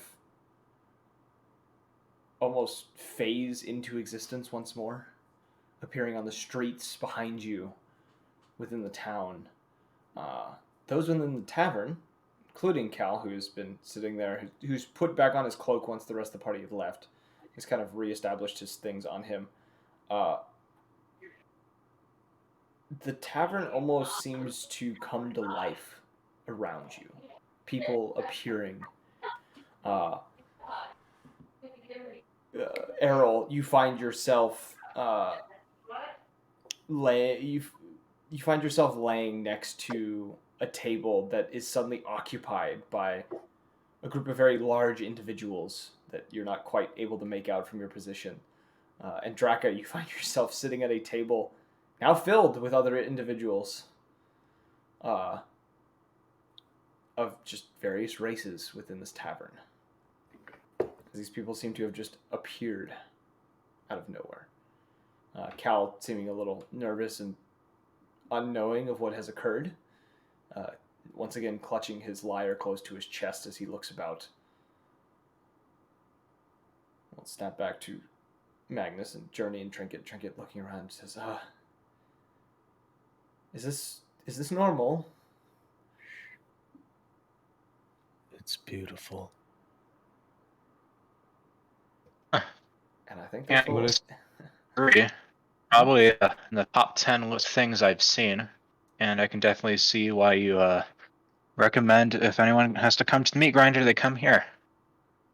This is the only place I know where death is not a sad thing. This is where I will go when I die. I'm gonna try to touch one of these figures. that are solid individual. Wow, that's cool. And on that note, I think that's where we'll end tonight's session. Cool place, figuratively and literally. That was a perfect place to end, I think, for tonight. Beautiful ending. No, not yet. We're not doing that yet. Okay. What'd you guys think of tonight's session? I'm coming back into the DMing thing because I spent 2 weeks off. So the other party was a little upset with the performance I did for the last one, and plus half of them were gone though, so that was kind of didn't help. But just did you enjoy the session, everyone? I think your guys' session Old went a lot town. better than theirs. Yeah, I like the Yeah. different towns we went through.